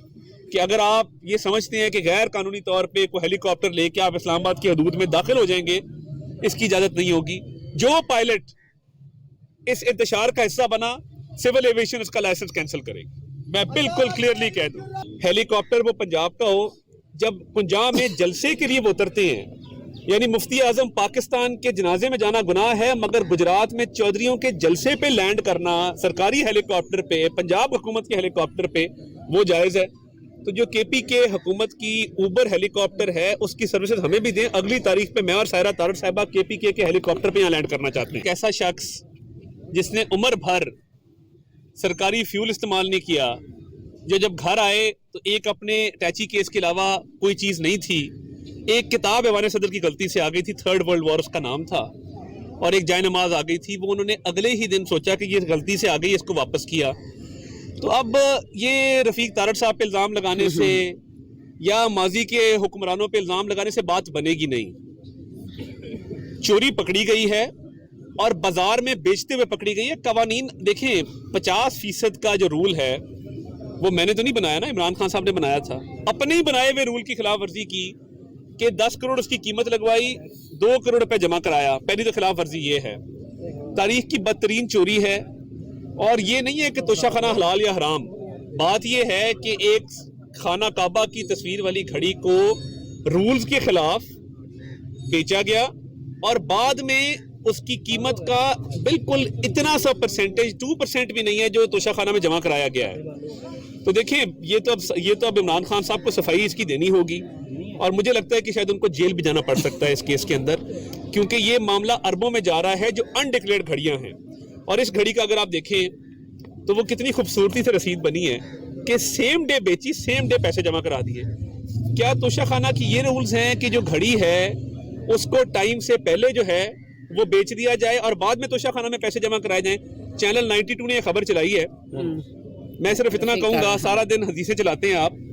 जो परवेज अली साहब को यूनिवर्सिटी के चार्टर के लिए करोड़ों रुपया दिया था चैनल 92 के मालिक ने, तो मैं तो उनसे सवाल करना चाहता हूं कि वो हलाल था। और दूसरी बात ये, मैं चैनल 92 के खिलाफ और इनके मालिक के खिलाफ बाकायदा कानूनी कार्रवाई भी करूंगा।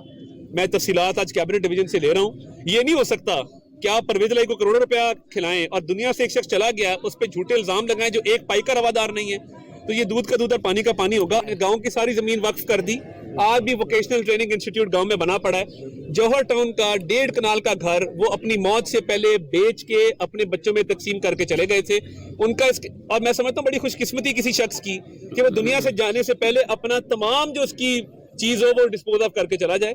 तो इमरान खान साहब का उनके साथ कंपैरिजन नहीं बनता, क्योंकि इमरान खान साहब ने बोगी रखी हुई थी और बोगी के जरिए घड़ी बेची है। ये 73 वाली आप लिस्ट मुझे देंगे तो मैं इसका जवाब दूंगा। मुआविन खुसूसी अता तारड़, वज़ीर-ए-आज़म के मुआविन खुसूसी अता तारड़ मीडिया से गुफ्तगू कर रहे थे। रास्ता आपको हम लेकर गए। वापस आते हैं, हमारे साथ अनीता करीम मौजूद है। अनीता, बहुत शुक्रिया आपका आज वक्त देने के लिए। मिक्स मार्शल आर्ट से मुतालिक हम गुफ्तगू करते हैं, आपकी इंजरी जल्द से जल्द ठीक हो जाए, फिर हम दोबारा से आपको रिंग में देखें। नाज़रीन, बढ़ते हैं अपने आखिरी मौजू की तरफ और आज हम बात करेंगे पैगाम इकबाल की। पैगाम इकबाल की जब हम बात करते हैं, फ़िलासफ़ी ऑफ इकबाल की बात करते हैं, तो चंद रोज़ पहले वज़ीर-ए-आज़म पाकिस्तान मियां मोहम्मद शहबाज शरीफ साहब ने एक कमेटी तश्कील दी थी जिसको हेड कर रहे हैं इरफान सिद्दीकी साहब, सेनेटर इरफान सिद्दीकी साहब, और उसी कमेटी के रुकन हैं निसार अहमद चीमा साहब, PMLN के रहनुमा हैं। आज कुछ देर में हमें वो ज्वाइन भी करेंगे। हम उनसे पूछेंगे कि इस कमेटी का क्या मकसद है और ये कमेटी किस तरीके से काम करेगी और हम किस तरह से जो फ़िलासफ़ी ऑफ इकबाल है उसको आगे लेकर चलेंगे। हमें ज्वाइन करते हैं। अस्सलाम वालेकुम सर, कैसे हैं आप? सर, बहुत शुक्रिया आज वक्त देने के लिए। फ़िलासफ़ी ऑफ इकबाल की हम बात करें, हमें चंद रोज़ पहले भी जब प्रोग्राम किया तो हम यही सवाल कर रहे थे कि आज के नौजवान के लिए इकबाल को पढ़ना कितना अहम है। मैं चाह रहा हूँ कि सच में कमेटी तश्कील दी गई, चंद रोज़ पहले आप उसके मेंबर भी हैं। इस कमेटी का क्या काम होगा और किस तरीके से काम किया जा रहा है? देखिए, कमेटी की तरफ आने से पहले जी मैं गुजारिश ये करना चाहता हूँ कि इकबाल हमारे फ़िक्री बाप की हैसियत रखते हैं। बिल्कुल ऐसी मुफक्र पाकिस्तान है, मुसव्वर पाकिस्तान है, पाकिस्तान का तसव्वुर उन्होंने पेश किया। शायर मशरक़ हैं, हकीमुल उम्मत है। मुसलमानान बर्र-ए-सग़ीर के ख़ास तौर पर उन्होंने उनके जो अमराज थी, जस्द कौमी को जो लाहक अमराज थी, उनकी निशानदही उन्होंने की और उनका इलाज उन्होंने तजवीज़ किया। कहा जाता है कि गुज़श्ता 1000 साल में आलम इस्लाम ने इकबाल जैसा शायर पैदा नहीं किया। एक तो वज़ीर-ए-आज़म साहब को ये क्रेडिट जाता है कि उन्होंने यौम इकबाल کی چھٹی بحال کی، اور دوسرا یہ کہ یوم اقبال کے حوالے سے جو مختلف تقریبات کا انعقاد ہے اور کس طرح ان کے پیغام کو عام کرنا ہے، اس کے لیے انہوں نے ایک کمیٹی تشکیل دی، بالکل، جس میں مجھے بھی اس کا ممبر نامزد کیا گیا۔ دیکھیے گزارش یہ ہے کہ اقبال کے اس قوم پہ 3 بڑے احسان ہیں، یہ ذہن میں رکھیں سر۔ پہلا یہ کہ انہوں نے مسلمانان برصغیر کے لیے منزل کی نشاندہی کی۔ سب سے پہلے آپ جانتے ہیں کہ انہوں نے یہ تجویز دی کہ برصغیر کے مسلمانوں کا جو مستقبل ہے اس کو محفوظ رکھنے کا واحد طریقہ یہ ہے کہ ان کے لیے ایک الگ وطن جو ہے وہ قائم کیا جائے۔ 1930 کے خطبہ الہ آباد میں انہوں نے یہ تصور پیش کیا، جس کے 10 سال بعد 1940 میں 23 مارچ کو مسلم لیگ نے اس کو اپنی منزل قرار دیا۔ بالکل۔ دوسرا احسان اقبال کا یہ تھا کہ انہوں نے صرف منزل کی نشاندہی نہیں کی بلکہ اس منزل تک سفر کے لیے اس قوم کو تیار کیا۔ بالکل صحیح۔ اور تیسرا یہ دوسرا جو ہے بہت اہم پہلو جو اس کی طرف آنے سے پہلے میں تیسرا جو ہے اس کا احسان بھی ذکر کرنا چاہوں گا۔ تیسرا احسان یہ ہے کہ اقبال نے ایک تو منزل کی نشاندہی کی، دوسرا قوم کو اس منزل تک سفر کے لیے تیار کیا، اور تیسرا یہ کہ قوم کی عملی قیادت کے لیے رہنما کا انتخاب بھی اقبال نے کیا۔ بالکل ٹھیک۔ قائد اعظم آپ جانتے ہیں کہ مایوس ہو کے انگلینڈ تشریف لے گئے تھے، پھر اقبال کے اصرار پہ وہ واپس تشریف لائے، اور اقبال نے کہا کہ اس وقت برصغیر کے مسلمانوں کی عملی قیادت اگر کوئی کر سکتے ہیں تو صرف آپ کر سکتے ہیں۔ بالکل ٹھیک ہے۔ اس قوم کو یعنی ان کی کشتی کو اگر ساحل تک پہنچا سکتے ہیں، منزل مراد تک پہنچا سکتے ہیں تو صرف آپ۔ بالکل ٹھیک۔ اب جو دوسرا جو پہلو ہے، جو دوسری جو بات میں نے کی کہ قوم کو تیار کیا، یہ سب سے اہم بات ہے۔ جب اقبال نے آنکھ کھولی تو اس وقت جب انہوں نے ہوش سنبھالا تو دیکھا کہ مسلمان جو ہیں ان کی حیثیت ایک قوم کے لیے ایک بھیڑ کی ہے، ایک ہجوم ہے جو انتہائی مایوسی کا شکار ہے، صحیح، بد دلی کا شکار ہے، ان میں بے حسی ہے، ان میں بے عملی ہے، جبود ہے، اور سب سے بڑھ کر یہ کہ احساس کمتری ہے، انفیریورٹی کمپلیکس ہے۔ بالکل صحیح۔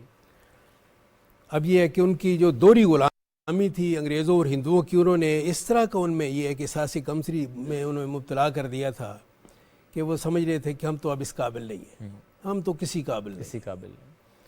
پھر اقبال نے ان کو عظمت رفتہ یاد دلائی، مسلمانوں کو اور بالخصوص نوجوانوں کو یاد دلایا کہ تم کیا کر رہے ہو، تم اپنی ماضی کی طرف تو دیکھو، کبھی یہ نوجوان مسلم تدبر بھی کیا تو نے، وہ کیا گردوں تھا تو جس کا ہے ایک ٹوٹا ہوا تارا۔ بالکل صحیح بات۔ تجھے اس قوم نے پالا ہے آغوش محبت میں، کچل ڈالا تھا جس نے پاؤں میں تاج سرے دارا۔ اور پھر اقبال نے ان کو یہ نشاندہی کی کہ وہ ٹھیک ہے تمہارے وہ آباء و اجداد، وہ ماضی، وہ بڑا شاندار تابناک ماضی، لیکن یہ ہے کہ وہ تمہارے آباء و اجداد کیا تھے، یعنی تمہیں آباء سے اپنے کوئی نسبت ہو نہیں سکتی، کہ تو گفتار وہ کردار، تو ثابت وہ سیارہ، تم تو بے عملی کا شکار ہو، وہ تو سراپا عمل تھے، تم تو گفتار، وہ تو کردار تھے۔ بالکل۔ تو بات یہ ہے کہ اگر یہ ہے کہ وہ عظمت حاصل کرنا چاہتے ہو تو پھر ان جیسا کردار اور عمل بھی پیدا کرنا ہوگا، ورنہ یہ ہے کہ یہ جس طرح اقبال نے پھر کہا کہ باپ کو علم نہ بیٹے کا علم، باپ کا علم نہ بیٹے کو اگر ازبر ہو، پھر پسر قابل میراث پدر کیوں کر ہو۔ اگر آپ اس کے وارث بننا چاہتے ہیں، حقیقت میں وہ ساری چیزیں انہیرٹ کرنا چاہتے ہیں، تو پھر یہ ہے کہ وہ عظمت کردار بھی پیدا کرنی پڑے گی۔ بالکل ایسے ہی۔ تو یہ جو چیزیں تھیں اقبال نے پھر یہ ہے کہ ان کو یہ ہے کہ یہ یاد دلا کر ان کی ماضی، اور پھر یہ ہے کہ اقبال نے ان کو بے عملی سے یہ ہے کہ عمل کی طرف، جب یہ ہے کہ وہ تو بڑا مشہور شعر ہے کہ عمل سے زندگی بنتی ہے، جنت بھی جہنم بھی، یہ خاکی اپنی فطرت میں نہ نوری ہے نہ ناری ہے۔ پھر اقبال نے ان میں یہ ہے کہ جو جس طرح یہ ہے کہ ایک یعنی شاہین کا روح پیدا کرنے کی کوشش کی، اقبال تشبیہ جو دی کہ نوجوانوں کو کہ آپ یہ ہے کہ آپ شاہین کی طرح، ایک یہ ہے کہ آپ کی اونچی پرواز ہو، آپ کی اونچی اڑان ہو، آپ کی منزل آسمانوں میں ہو۔ بالکل۔ اور یہ ہے کہ جب یہ وہ منزل پیدا ہو جائے گی، وہ یہ روح پیدا ہوگی، تو پھر آپ کو منزل بھی آسمانوں میں نظر آئے گی۔ بے شک۔ अकाबी रूह जब बेदार होती है जवानों में नज़र आती है उनको अपनी मंजिल आसमानों में। तो वो मतलब ये है कि इकबाल ने मुसलमानों को बेअमली से जमूद से निकाल कर अमल की तरफ गामजन कर दिया। और फिर यह है कि इकबाल ने उनको ये सिखाया कि आज भी अगर आप वो अपने आबाओ अजदाद के वो औसाफ पैदा करें, और वो क्या थे, ये है कि आप ये है कि वो इकबाल कहते हैं कि वो जो है वो ज़माने में मुअज़्ज़ज़ थे मुसलमान होकर, बिल्कुल, और तुम खार हुए तारक कुरान होकर। यानी ये है कि तुम अपनी निस्बत ये कुरान से हज़ूर सल्लल्लाहु अलैहि वसल्लम से जोड़ोगे तो फिर ये है कि अज़मतें आपको फिर ये है कि उसी तरह आपका रास्ता देख रही होंगी।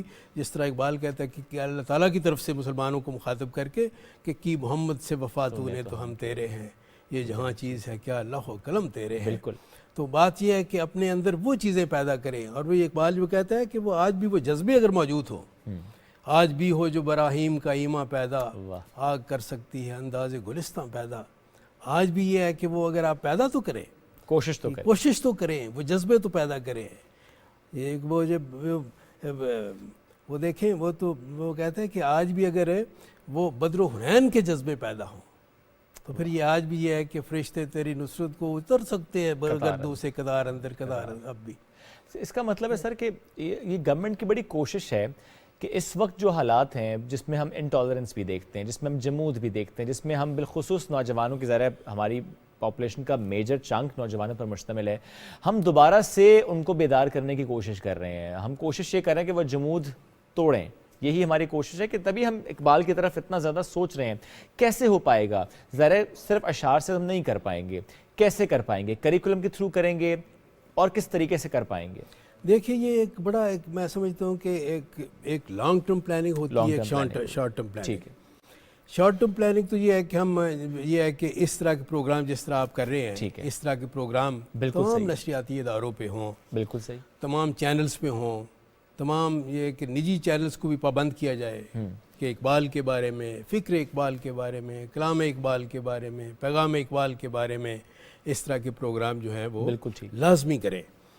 और दूसरा ये कि आप करिकुलम में, सिलेबस में ये है कि राइट फ्रॉम द बिगनिंग, बिल्कुल, यानी स्कूलों से लेके कॉलेजों और यूनिवर्सिटियों तक, और चाहे वो किसी भी डिपार्टमेंट से स्टूडेंट का ताल्लुक क्यों ना हो, इकबाल देखिए कुछ चीज़ें ऐसी हैं। इकबाल ये है कि इकबाल कोई सिर्फ यानी सिर्फ एक फिलोसोफर तो नहीं, बर्रे सगीर के मुसलमानों का कायद नहीं है। बिल्कुल, आप ज़रा गौर करें कि ये यानी तैयब अर्दवान ने कहा, तुर्की के जो सदर हैं माशाल्लाह, आलम इस्लाम के अजीम लीडर हैं, बिल्कुल, तो उन्होंने एक बार कहा कि वो जो है वो उनका प्रोग्राम था, तो लाहौर का प्रोग्राम, उन्होंने कहा जी मैं लाहौर भी जा रहा हूँ, तो वो मेरा प्रोग्राम क्या शेड्यूल क्या बनाया गया है, तो उनको उनके सामने पेश किया गया। तो उन्होंने कहा जी कि मैं ये कि मज़ार इकबाल पे हाज़िरी उसमें शामिल क्यों नहीं है।